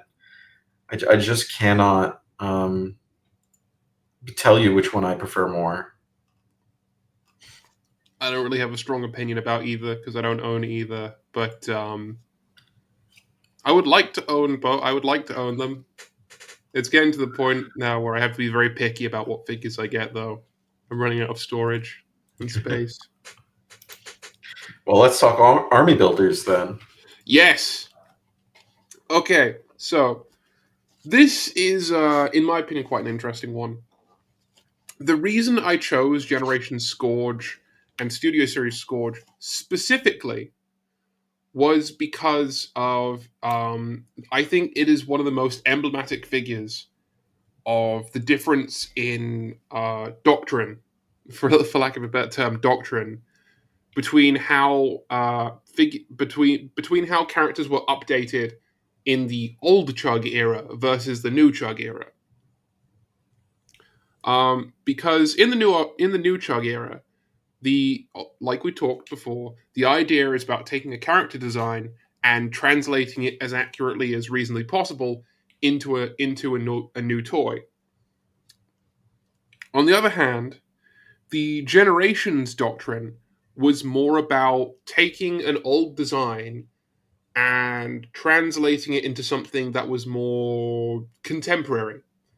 Um, and I think like taking the ideas of the original design and making it into something new. And I think this is a really good example because in the original show and the original toy, Scourge, what did he turn into? He turned into a flying hoverboard. Everyone jokes that he's like a surfboard. He's like an upside down surfboard. The Generations team took that design and they made it into a fused lifting body wing aircraft. It's based off a specific one. I can't remember the name off the top of my head. It might have been a concept aircraft rather than an actual thing. But the point is, it's turning into something that's a little more grounded in our reality, which I think is really, really cool. It's taking something that that was kind of campy and sci-fi, and making it and taking that idea and taking the spirit of it and translating it into something that feels like it could be more realistic. And I really like that. Other things that this toy does that I like are the weapon storage inside of the wings. That's pretty cool. The fact that the wings on the back can either be wings or they can fold out into a cape. That's also pretty cool. Yeah, and I think the feet turning into the nose cone is also pretty neat.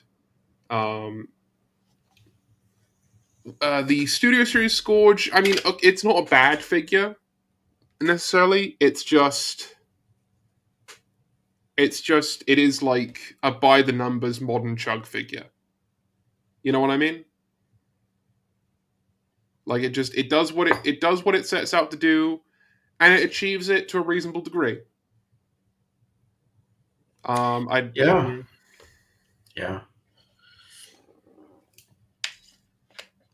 Like it's not bad, but it's not like amazing. And I think, like I said, this pick is mainly to demonstrate what I think is the biggest difference, the biggest positive about the old Chug era, like the biggest asset of that era. Man, another one thing I really loved about Generation Scourge is just how brilliant that transformation was. Like you remember how the arms transform into the engines? They just like pull out, spin around. It's so cool. I love it so much. Cool. And it does the thing from the movie where his head can stick out from the back. When he goes, "Do you want me to gut Ultra Magnus?" and his head sticks out while he's talking to Galvatron. That's true. It can do that, and the new one can't, can it? Well, it can. It just doesn't look as good. Yeah. See, his head's right there. Yeah. You just flip open a panel and there's his face. But the Generations one, it's on an elevating platform. Yeah. I think it's a really good example of like what they were trying to do with the Cheetor figure, where they were trying to incorporate a gimmick that was like a little subtle nod to something else. But like it took way less engineering to do it. It took way less of the parts count to do it. Like it's part of the transformation. And outside of actual transformation, I I want to go out on a limb and say I'm pretty sure that they didn't even call it out in the instructions. It's just something you're supposed to like recognize when you see it. Yeah. Probably. And there probably were different ways of making that head transform, but they chose that way because they knew it would be a fun little reference. And like I said, it is the old Generations era. I keep saying it, but I think it's true. Was way more about preserving the spirit of the figure of the character as opposed to the specific design. Yes, we are going to be banging on this drum all episode long. I will keep banging this drum till the end of time. Until you realize that the first time they revisited Scourge, he was actually still hoverboard. Titanium, anybody? Does that count as Chug? I consider Titanium proto Chug. Titanium, Robot Masters, Alternators, even maybe. I don't know. That's an interesting one. I guess Titanium would be.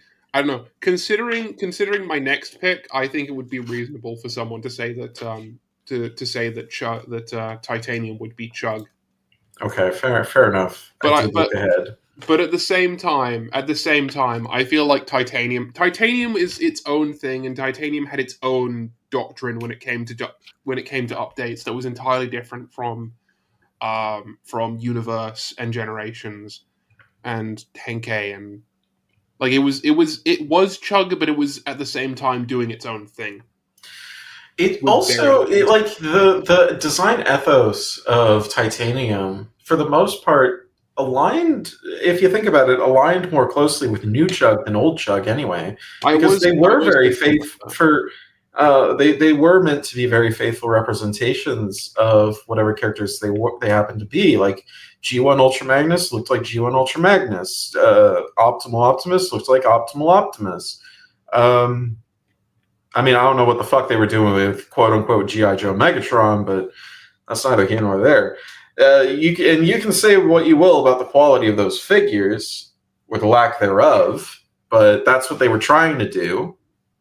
And it was more about the execution was not there, but the ethos was definitely more similar, a lot closer to modern Chug than contemporary Chug of the time. Titanium also seemed definitely more aimed towards collectors than any other line of the time. Mm-hmm. I mean, they were doing figures based on the currently running comics. So, you know. True. I think Titanium was always kind of intended to be Titanium figures were never really meant to be played with. I don't think they were more intended to be shelf queens. We should really do an episode on Titanium someday. We should. And of course, we can't forget Titan's Return Scourge as well. Can't we? I mean, I forgot it.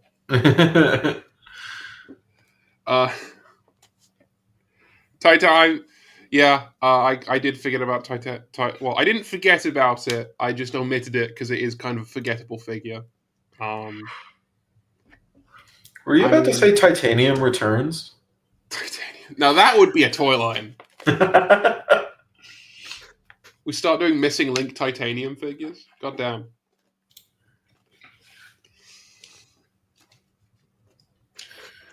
All right, shall we move on to giving credit where credit is due and saying which ones are new? I don't know where the fuck I was going with that, but my pick is that I think Legacy Motomaster is better than Combiner Wars Motomaster, and to be fair, I don't think this is a very controversial opinion. I will say I love Combiner Wars. It's such a fun toy line, and it's just built around one gimmick and infinite playability with every single toy, except for like the core class and leader class, which is like the two of half the classes. I mean, the core classes were they were designed with playability in mind. Like they were all designed to turn into combiner weapons with varying degrees of success. True. But Motormaster and his mold was probably the weakest link in that toy line. He was a little, he was just a little poopy as a torso, and a lot of people thought that. His vehicle mode also kind of looks butt ugly with how just flat gray it is. I like his proportions in robot mode, and I like that he just turns into the cab of the truck. It's just everything else about him that sucks, you know? He does have good accessories, though. I'll give him that.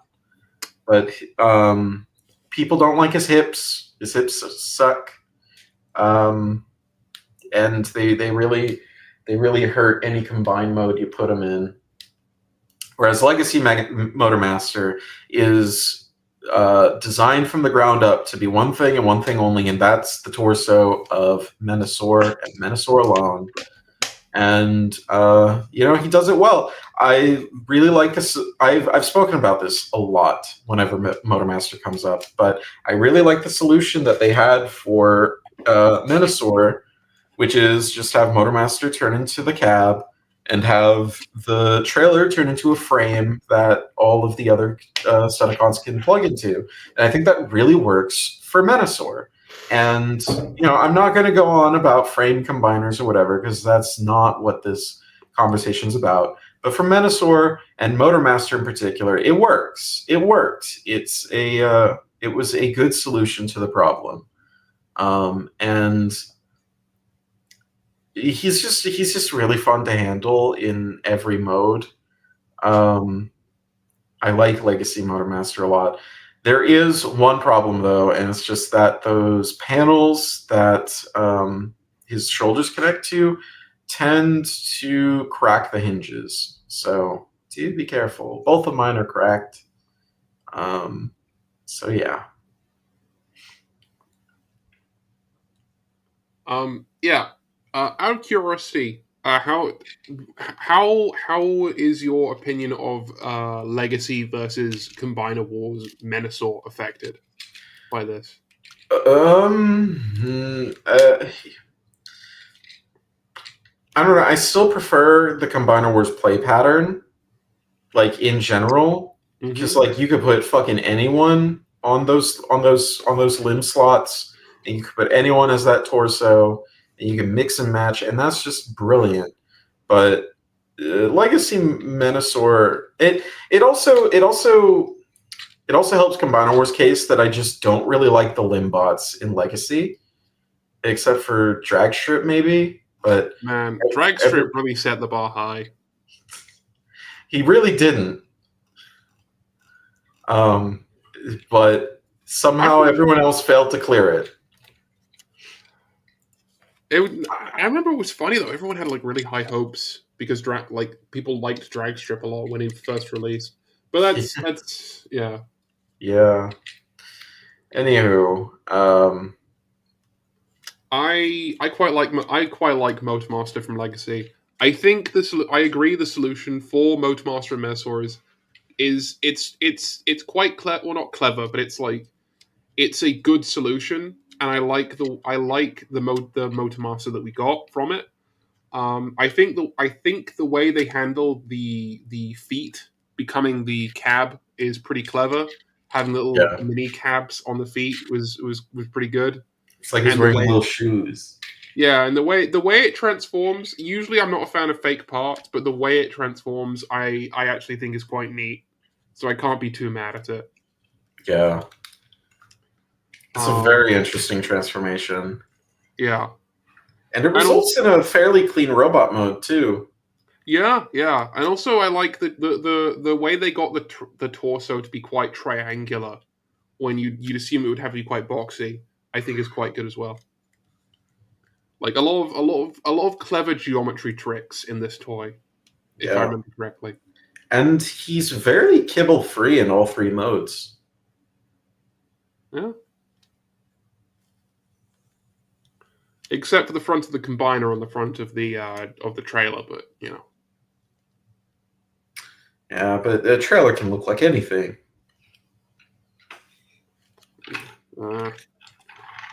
My one complaint about Legacy Motormaster is that the trailer is a little short. I would have liked for the trailer to be a bit longer, but you know, Combiner Wars Motormaster doesn't have a trailer at all, so you know.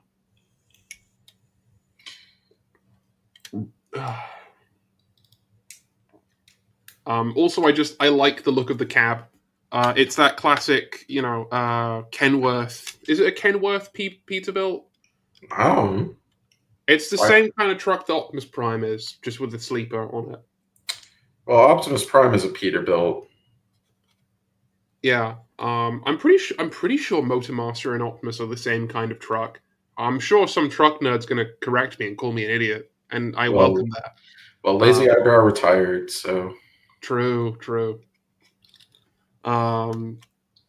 Maybe Lazy Eyebrow Jr. will come and correct me, but I'm pretty sure they're meant to be similar trucks. And I like the shaping of the nose. Motormaster, the Combiner Wars Motormaster looks more like a contemporary European style truck.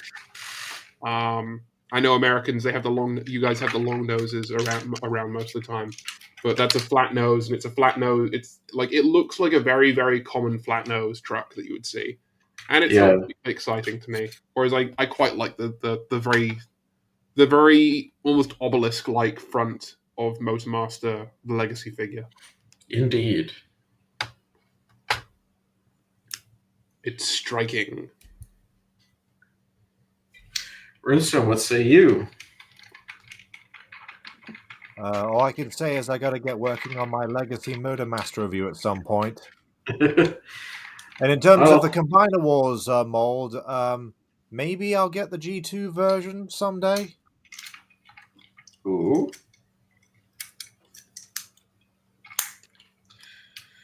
All right, I guess we'll move on to your pick, Runestone. For the final round, we're talking G1 Galvatron, Universe 2008's Deluxe, versus the Titan's Return Voyager, of which I prefer the latter. To be honest, Titan's Return Galvatron isn't the greatest figure himself. However, Universe Galvatron is a mess. One which requires some backstory. You see, this figure was originally designed for the Ultra class price point. Remember that? Wait, Ultra? I thought he was supposed to be a Voyager. Well, apparently it was Ultra, but in any event, though it turned into an Earth-like tank, they tried to work in a bonus Walker tank mode in reference to the character's classic mobile cannon mode. However, for whatever reason, he was downsized to not even a Voyager, but a Deluxe. And unfortunately, they didn't rework the design to accommodate that. In fact, despite it not being referenced in the instructions, 2 feet that were meant for this Walker tank were still built into the figure, so you can kind of pull it off if you use the robot legs to help it stand, but it's nothing impressive. I've said it before, I'm all for new takes on vintage characters. Galvatron being a tank isn't a bad idea itself. The transformation has some neat elements, like how the turret and gun barrel form his right arm. I don't even mind the robot's asymmetry. His articulation is theoretically decent. Unfortunately, the build quality is crap. And I think most of it is tied to that cheap-looking neon orange plastic they used. Because I think this was a real tank otherwise. It was actually. It's based on the turret shape looked familiar to me, and I looked it up, and well, I didn't look it up. I just used my own intuition. It looks quite similar to a British heavy Conqueror tank, which I'll post a picture in the group chat right now, so you can see for yourself. It's mostly bloody hell, Discord, fucking file sizes. Yeah, but what I meant was, without those orange parts, I would think I would have an actual physical tank in my lap. Oh, I see. The right arm slides off from time to time during transformation. The rear portion of the treads are easy to pull off their friction hinges. Even when they stay on, they peg onto the panel hanging off his back very poorly. And the legs aren't that hard to pull off mid-shin. Speaking of the legs, from a side view, there's quite the gap within the foot, and they just look kind of cobbled together to begin with. Like, Galvatron is up there with Cheetor and Ironhide as one of the worst toys from that line. Titan's Return Galvatron is more faithful to the character's original design, which, yes, doesn't inherently make the toy better. It's more that it's a larger figure and they weren't trying to overcomplicate it. But that's not to say this doesn't have a lot going on. This one has the mobile cannon mode, but since the larger Titan's Return toys were multi-changers, they also worked in a spaceship mode that's about on par with animated Jetfire and Jetstorm, solid front, incomplete rear section. The robot is a tad stylized, with the abdominal details being a quartet of either circles or hexagonal shapes instead of squares. The cannon barrel is way too large for robot mode, though I guess overkill is kind of Galvatron's thing. I also don't like how it can only attach to the front of the arm instead of on the side. The articulation is about on par with figures of the time. Some of the plastic feels a bit too thin, like the panels that cover the back of the lower legs. My main problem, though, is its execution of the line's play pattern. With this toy, they were aiming for a Megatron becomes Galvatron motif. The Titan Master partner, Nucleon, is sculpted to look like G1 Megatron in his little robot mode. And he turns into a Megatron-esque head. You pop him on, open Galvatron's chest, and Galvatron's three-pronged crowned helmet springs out and covers the main head. Sounds cool, right? Except it's not actually a helmet. It's a mask that doesn't properly align with the face. And while the main head can rotate on the Titan Master's ball-jointed neck, as normal, the platform the mask is attached to barely rotates to go with it. They should have just sculpted Nucleon's head mode to better resemble Galvatron's with prongs that could fold out, similar to Blur's extendable antenna. Despite all of that, I still think it's the better Galvatron, but I guess if there's one commonality between these two, is that they're both toys filled with ambition, hurt by execution. Yeah. I have to say, Universe Galvatron, I every time I go like a long time without like touching this toy, and every time I think about it, I'm just like, maybe it's not as bad as I remember. And then I pick it up and his cannon arm comes off of its sliding rail, and then he can't stand up because the heels and the toes aren't even level. And there's no way to get them level, by the way. I've tried. It is. They should have just aborted the mission. It is really unfortunate, especially considering that hypothetical ultra class toy does sound really cool, and I wish they'd actually made that.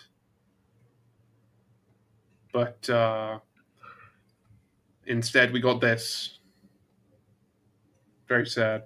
Instead, we got this. It really is wild just how much of a mixed bag Universe 2008 was in retrospect. Like, we got some absolutely dog shit toys like Galvatron and Ironhide and Cheetor, but we got some amazing toys like Cyclonus and Hound, and I'm sure there are others that I'm not thinking of. Onslaught's pretty cool, isn't it? Onslaught, yeah. The Inferno mold's great. Inferno. And then all those repaints. Yeah, the line was mostly repaints. I'm kind of middling on the Datsun and Lamb Brothers mold, I'll be honest. I would definitely put the Lamborghini in the bad column. Yeah, I was actually considering making the Lamborghini mold one of my picks for bad old Chug. Maybe I should have, but we could always come back to this topic at a later date. Maybe we could do another episode like this, man. That might be fun. But because Like, as much as we like to glaze old Chug here, there are some stinkers. Yeah. But, Yeah, I definitely think Titans Return Galvatron gets a bad rap, especially now that we have, Studio Series and Kingdom Galvatron to compete with it.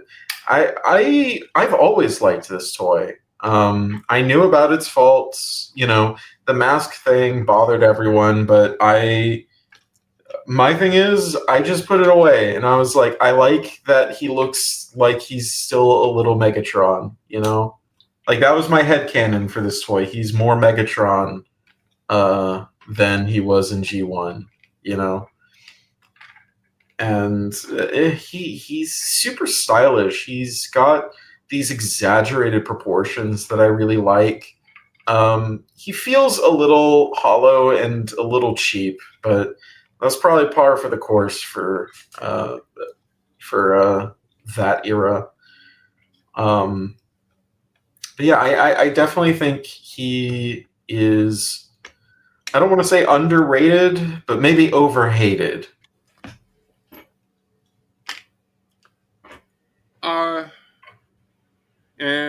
I don't really have a strong opinion about the toy. I kind of want the Ultra Megatron retool.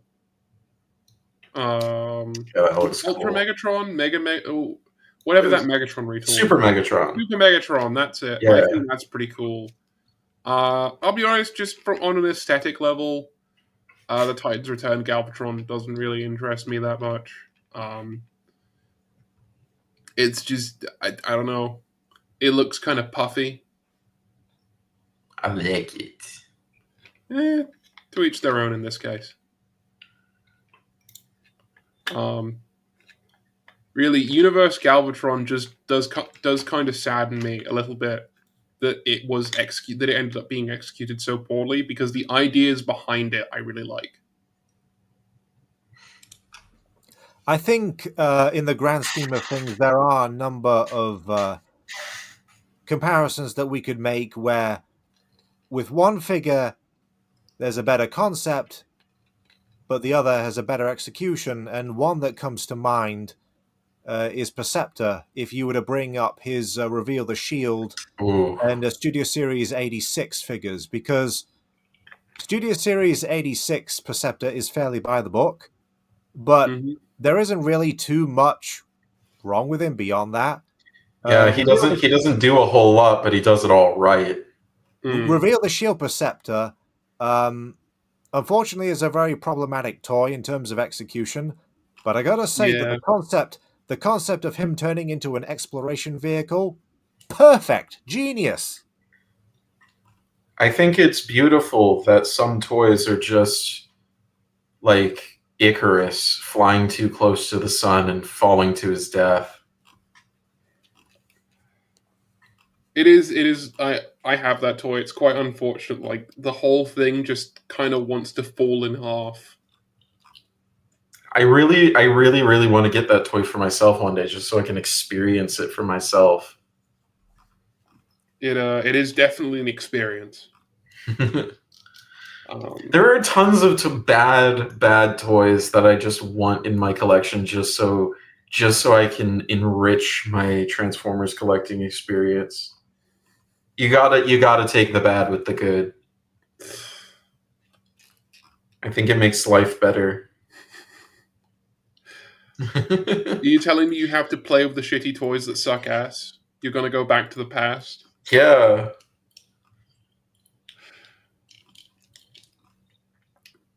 The angry action figure nerd.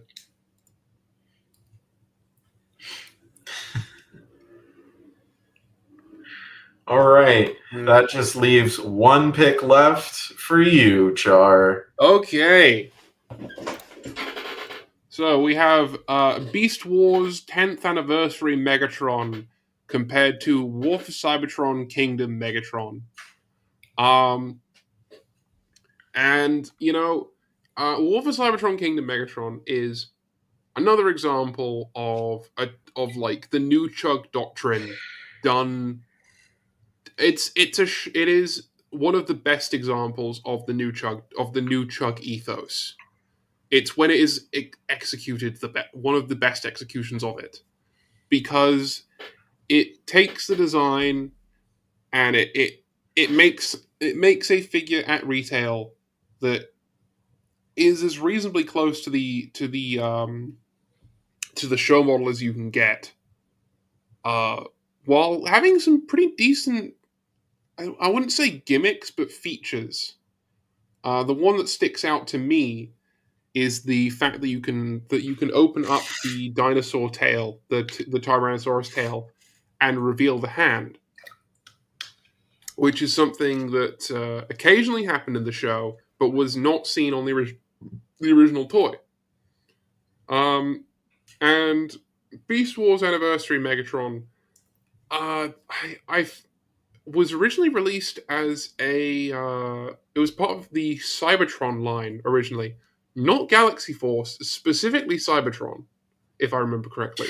Yes, if I remember correctly, it's because they didn't know if the 10th anniversary line was going to happen at all, so they tooled it for Cybertron so that the mold itself would at least be able to be produced. Yeah.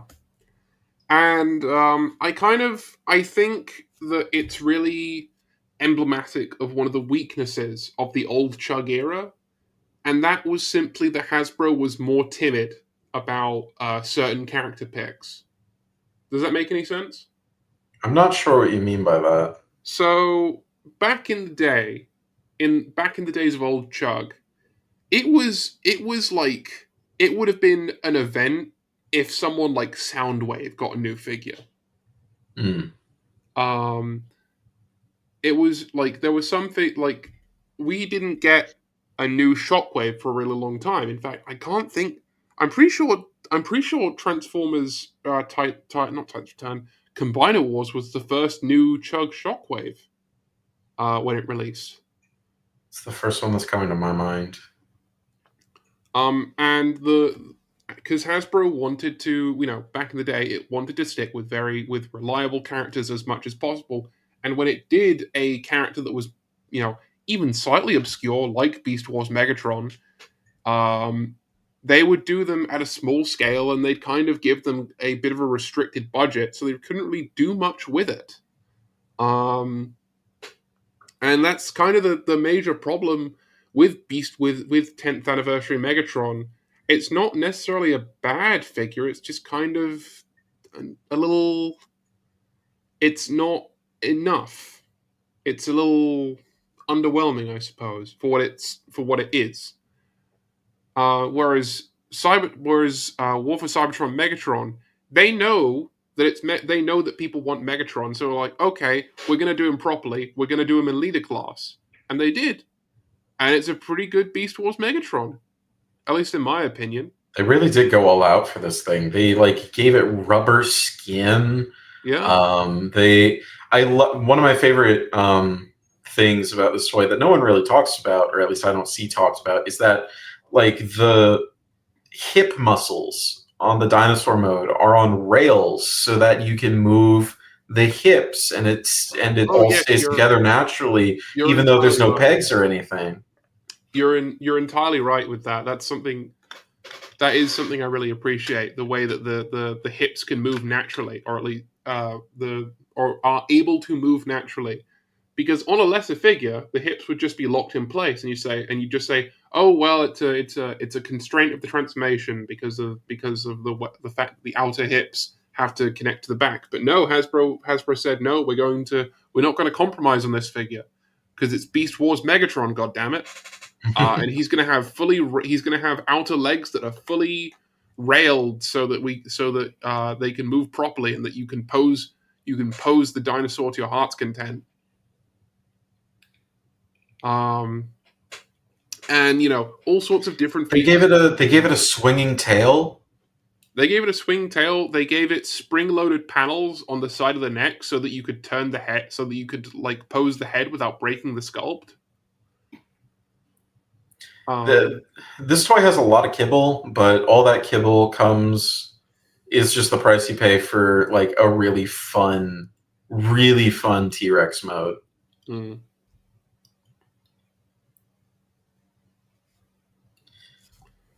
But what saith the Beast Wars expert himself? Well, yeah, I quite enjoy the Kingdom Megatron myself. Admittedly, I haven't messed with it in a while, but yeah, I still think it looks pretty stellar all around. T-Rex accurate to what current day depictions are, I'd say. And as for the Beast Wars 10th anniversary, I don't have that mold. I don't know which version of it I'll pick up.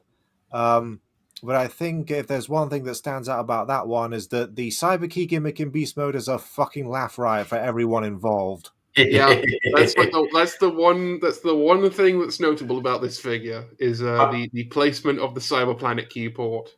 I'm going to be honest. Okay, so I had the Cybertron release as a kid. I still do. You know, I was a little boy when I got it, and little boys love like fart humor and shit. You know, butts are funny.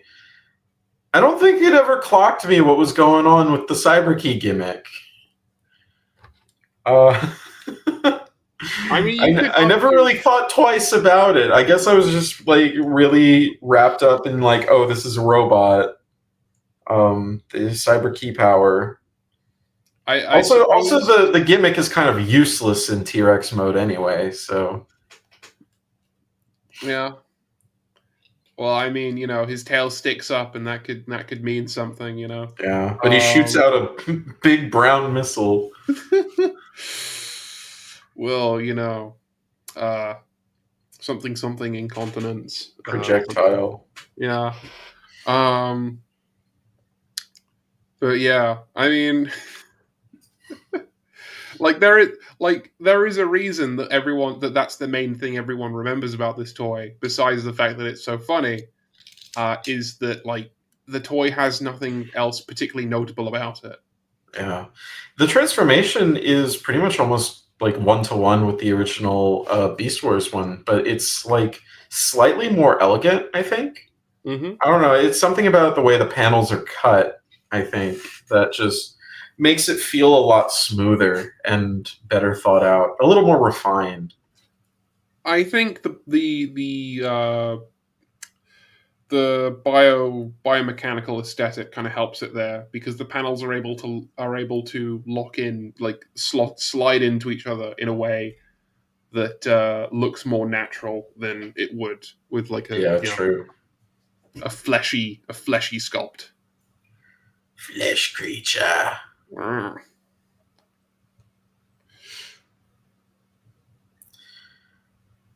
I would like to get this lavender one eventually, as well as the 10th anniversary Optimus Prime. The 10th anniversary Optimus Prime, I think, is actually kind of cool because it's got the surfboard. Yeah, I have the poopy brown Cybertron release of that one too. I got the Cybertron one to match. I think that one's pretty neat because it references both the Transmetal and the original at the same time, and the sculpt is pretty cool. I'll be honest. Like transformation is very Optimus Minor instead of Optimus Primal. Make of that what you will. Pretty cool. But anyway, shall we move on to our Q&A? Sure. I have nothing else particularly to say. All right, for everyone in the audience who does not know what we're doing, if you join the Crew of Kit Discord server, linked in the description, every time we make an episode, about a week before we go live, we open up a Q&A where you can submit questions for us to answer. This week we have 5 questions. The first one from DM Prime 17. Which parts of Chug deserve to come back from earlier lines? This goes for any Chug trick / gimmick not used since Kingdom. You see, it's funny because in my mind, Kingdom is still recent. I'm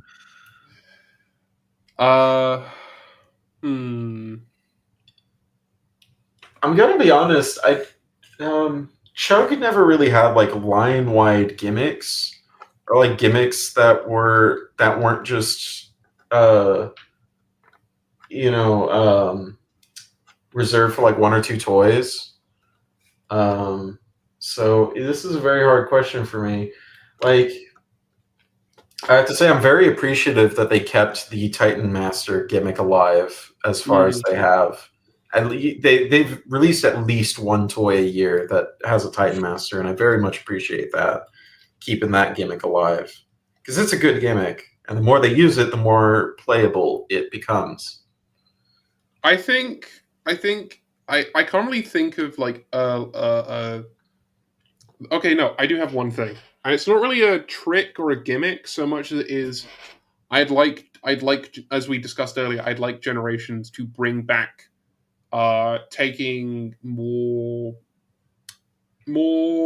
fantasy or more abstract alt modes and trying to translate them into more grounded things. I'd like that. Oh, definitely. I think that's just a fun thing that they did. Like the Flying Wing Scourge? Yeah, like Flying Wing Scourge. That's a really good example of that kind of thing. Pick up Truck Cup. Say that 5 times fast. Only if you buy me dinner first. I'm broke till Tuesday. I'm broke, full stop. Get a job, hippie. I'm trying. But no, yeah.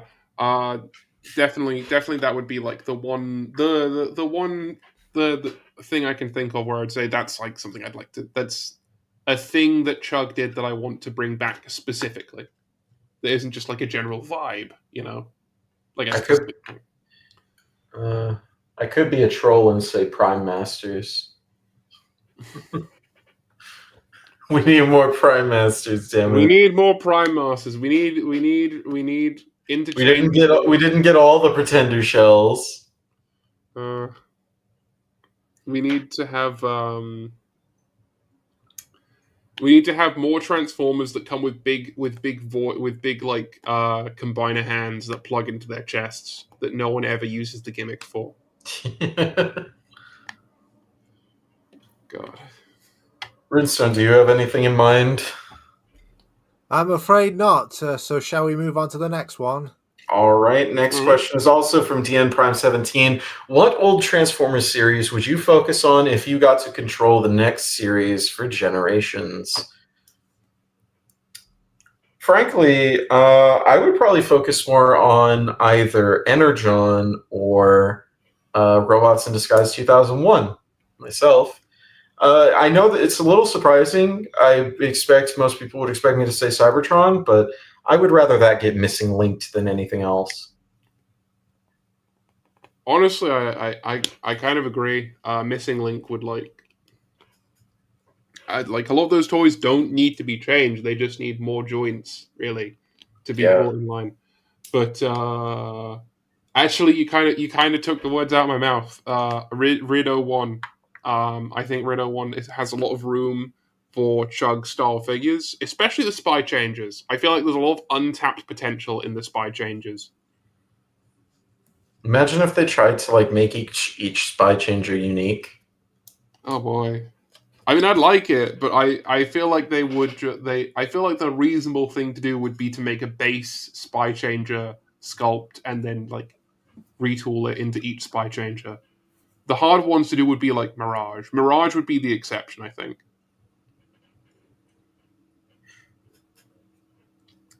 And a new rail racer. Give me a Titan class rail racer. Best I can do is a HasLab that breaks. Oh boy. Another one. The monkey's paw curls. Actually, no. I have another one. Not necessarily a Transformers series, but I want more Generations figures of toy only Bayverse characters. Oh, here. Yeah, toy only and game characters. I think that would be good, but that's what everyone asks for. For me, it would be one of two things. First would be RID 2015, because there are a lot of cool Decepticon designs in that series that didn't get a toy to begin with. Oh, definitely. Yeah, and that's a really good one.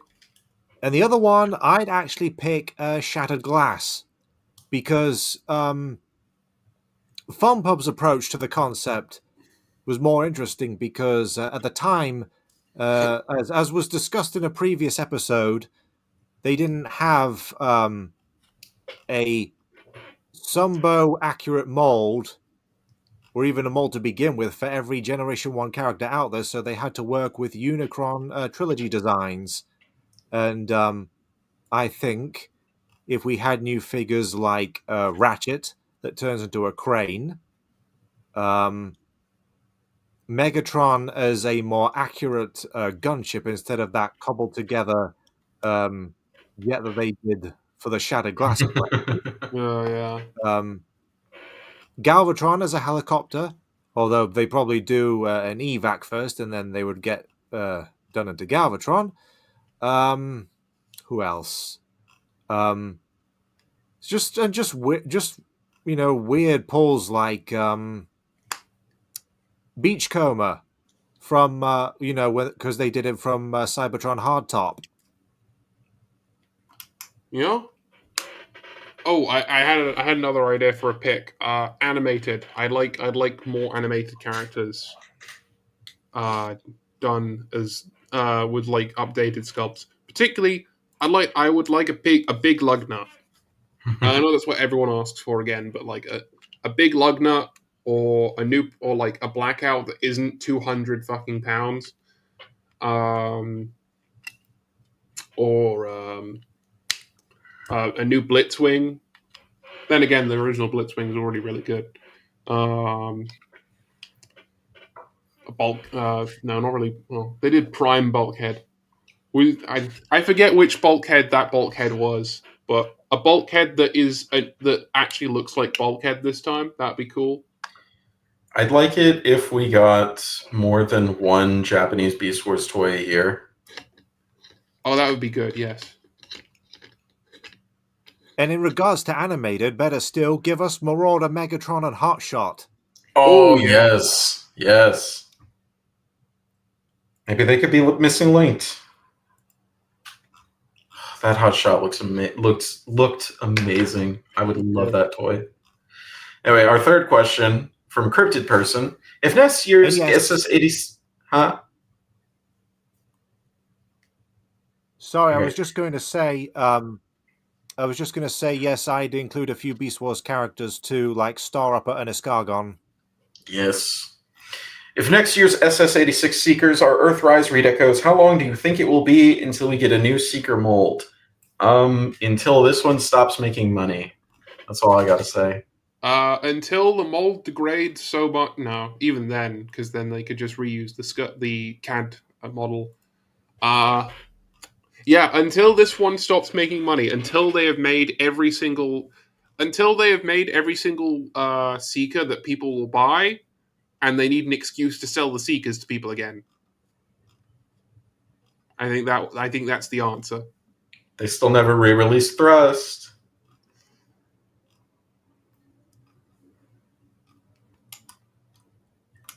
It's true. So I don't know. Look forward to the next Seeker mold in 2035. That's my prediction. You heard it here first. You can hold me to that in 10 years. I almost miss the days when they would just make the Seekers some bullshit repaints. Like we were talking about the Combiner Wars Seekers just being Jetfires. Mm-hmm. I almost miss that. I can't think of any other bullshit repaints of the Seekers though, because like we had the Seeker mold for the longest time. I guess. I can think of one, and that's Ramjet. Or was it Thrust? No, it was Thrust from Breakaway. That was one. That was a bullshit repaint that I liked. It's kind of funny how you mentioned how Thrust was repainted from Breakaway, because I mentioned that in my review of Revenge of the Fallen Dirge that I posted earlier this morning. Go check that out once you're done watching the live stream. Yeah. Cha-ching. Go watch it. You don't know when the next one he'll make is. Yeah. It could be another year. Actually, you do know it'll be the 12th of July, 2026. I said that earlier this stream. Oh. Yeah. Well, we'll see. Anyway, I feel like this question is very open-ended. Mm-hmm. Shall we move on? Sure. All right. Also from Cryptid Person, if we have a new era or aesthetic for G1 Chug after the Studio Series tuning craze ends, what design direction would you like to see? Alternatively, do you think most fans would still buy more stylized toys of the G1 cast now that very Sunbow accurate toys exist? See, this is a question I'm not really sure how to answer, because we do see this cycle every so often where people are like, "Oh, this is the best, most accurate toy of insert character here there's ever been," and then like a year later, everyone's like, "Oh, it's outdated. It needs an update," and then like a month later, Hasbro there's a leak for a new toy, and it's like, "Oh, it's the best, most accurate version there's ever been." Rinse and repeat ad infinitum. I'm thinking, like, my specific example was Earthrise Optimus Prime to SS86 Optimus Prime. Like, I saw that cycle happen in real time. Mm-hmm. So I'm not sure if it's ever going to end, but I would like it to. I would also, but I feel like I don't know. It just seems to be where the community is at right now, where like the name of the game is accuracy. Yeah. And that's what people want, and so that's what Hasbro will keep doing. I mean, obviously, what I would really, really like is, okay, so there's two directions. Either we could go back to the style of reworking Transformers designs to be more grounded. I think that'd be pretty cool. Kind of like soft Bayversifying, almost. You're speaking my language. Or potentially going in the direction of like a more Diaclone-esque aesthetic. You know what I mean?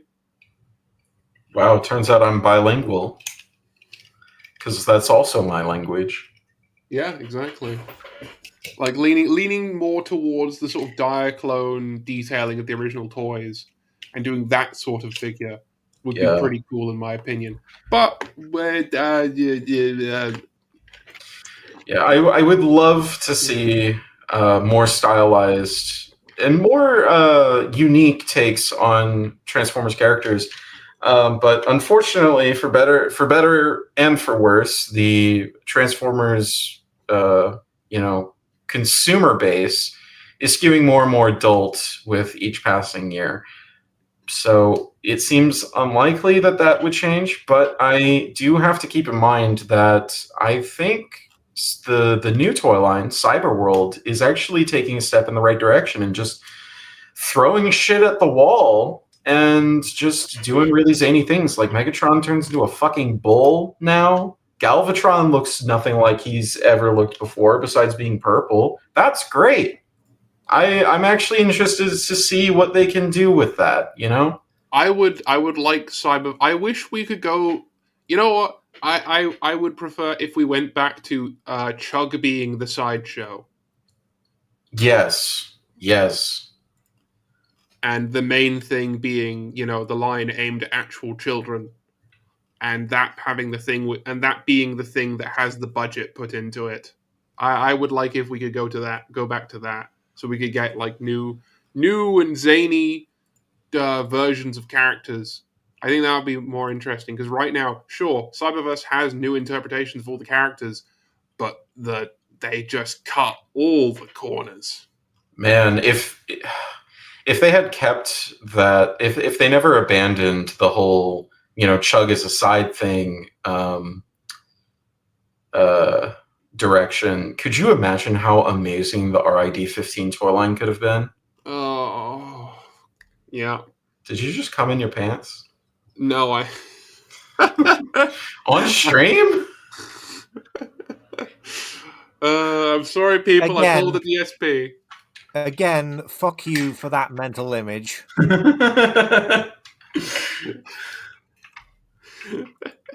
No, I groaned. I groaned with sadness at what could have been.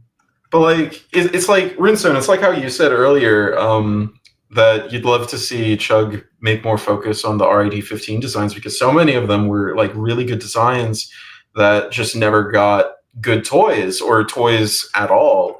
Like, imagine if that toy line had like the lion's share of the budget, and we got toys of like Underbite and Chop Shop and Kickback and all those zany motherfuckers that I'd love to see proper toys of.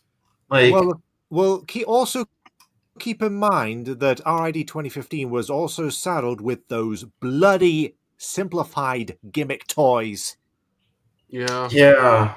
I mean, there will always be place for gimmick toys in the the cartoon based toy line, because I mean there was even room for gimmick toys in the first movie. I mean, Fast Action Battlers, anyone? But Yeah.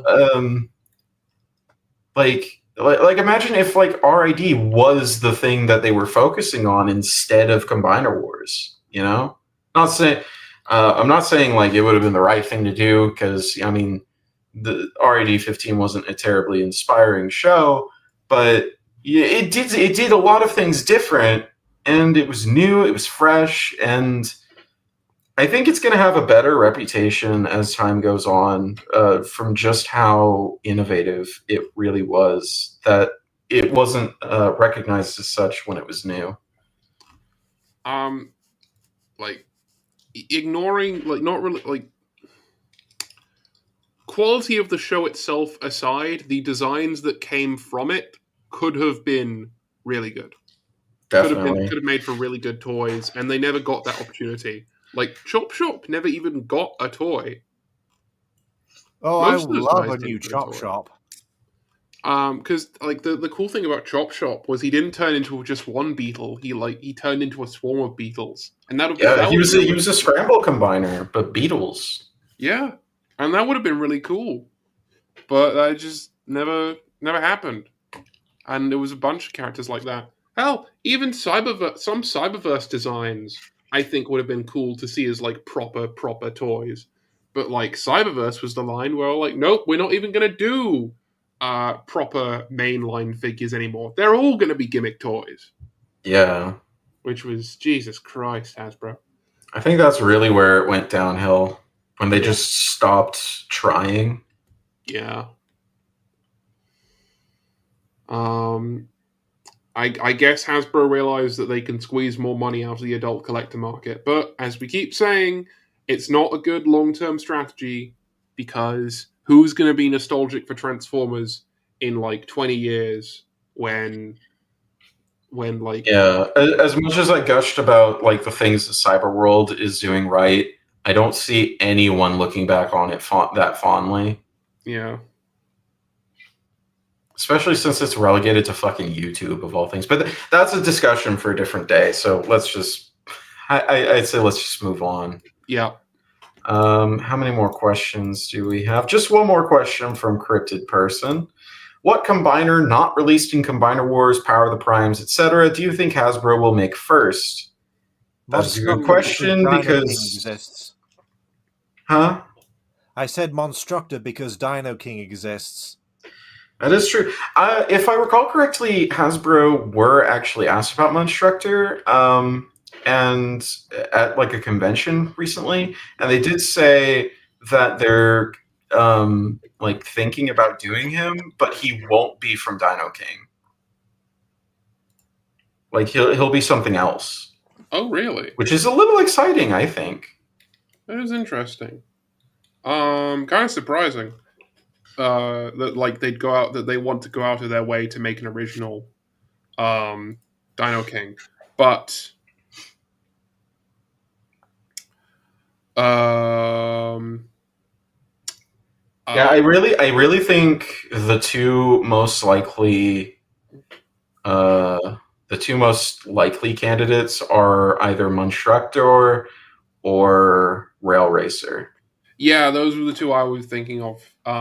Like I would still put them over Magna Boss and Tripreticus.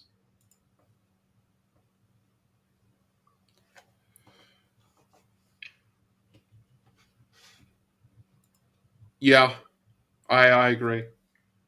And honestly, I can't really think of any more combiners besides like really obscure shit. Like fucking Battle Gaia. They're never gonna do that. I think maybe as a Pulse exclusive since they're doing Bruscus. Yeah, but it'd be more likely to be Ruination, wouldn't it? Yeah, true. Maybe. Oh, one of the Energon combiners. Fucking. What about Build King? I've forgotten his Western name. Who's Build King? Oh, landfill. Right. I don't know. I don't see that one as very likely, just because I think Rail Racer is so much more. Rail Racer is way more iconic, but yeah, if they did a Rail Racer, I could see them doing a landfill after. Yeah. Maybe. But it definitely wouldn't come before Rail Racer. Oh, absolutely not. Rail Racer is like the combiner of RID. Yeah. Someone everybody remembers. Fucking love Rail Racer. Yeah. Unfortunately, I don't see them doing any of the Beast Wars combiners anytime soon. But at the same time, did anyone see Magmatron coming? That's true. That is true. Magmatron was very left field, so it could happen. Magmatron's already halfway there. He just needs robot modes for each of his bits. Yeah. Yeah, maybe. I can't remember the names of the combiners. I'm sorry, Rune. Magnaboss and Tripreticus? That's it. Yes. I'd like for it to happen, but I don't see it happening. Yes.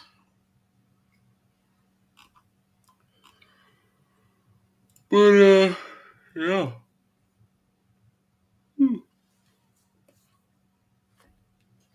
I think that's everything today, isn't it? It seems so. This has been a very fun, very interesting episode. We really get to deep dive into some specific toys. I like that. Mm-hmm. And I think I did quite well using some specific toys to demonstrate overall trends in the overall changes in ethos. I think that's been the thing that I enjoyed discussing, the how different toys were emblematic of the changes in ethos between the eras of Chug. Yes, we'll just have to get your findings peer reviewed and published in a major journal, and you look like a shoe-in for your doctorate. Yes. I need to write it. I need to write paper. And since I constantly dropped out for this part, I just want to address Missing Link Sunstreaker. Pretty stellar figure all around. Perhaps not quite as good as Convoy, but it's a replica of the first car robot from Diaclone. So it's no surprise that they did him first. I only have him and not Corden. And as for Omega Prime, I haven't even opened the parcel. You haven't? No. Out of fear, I presume.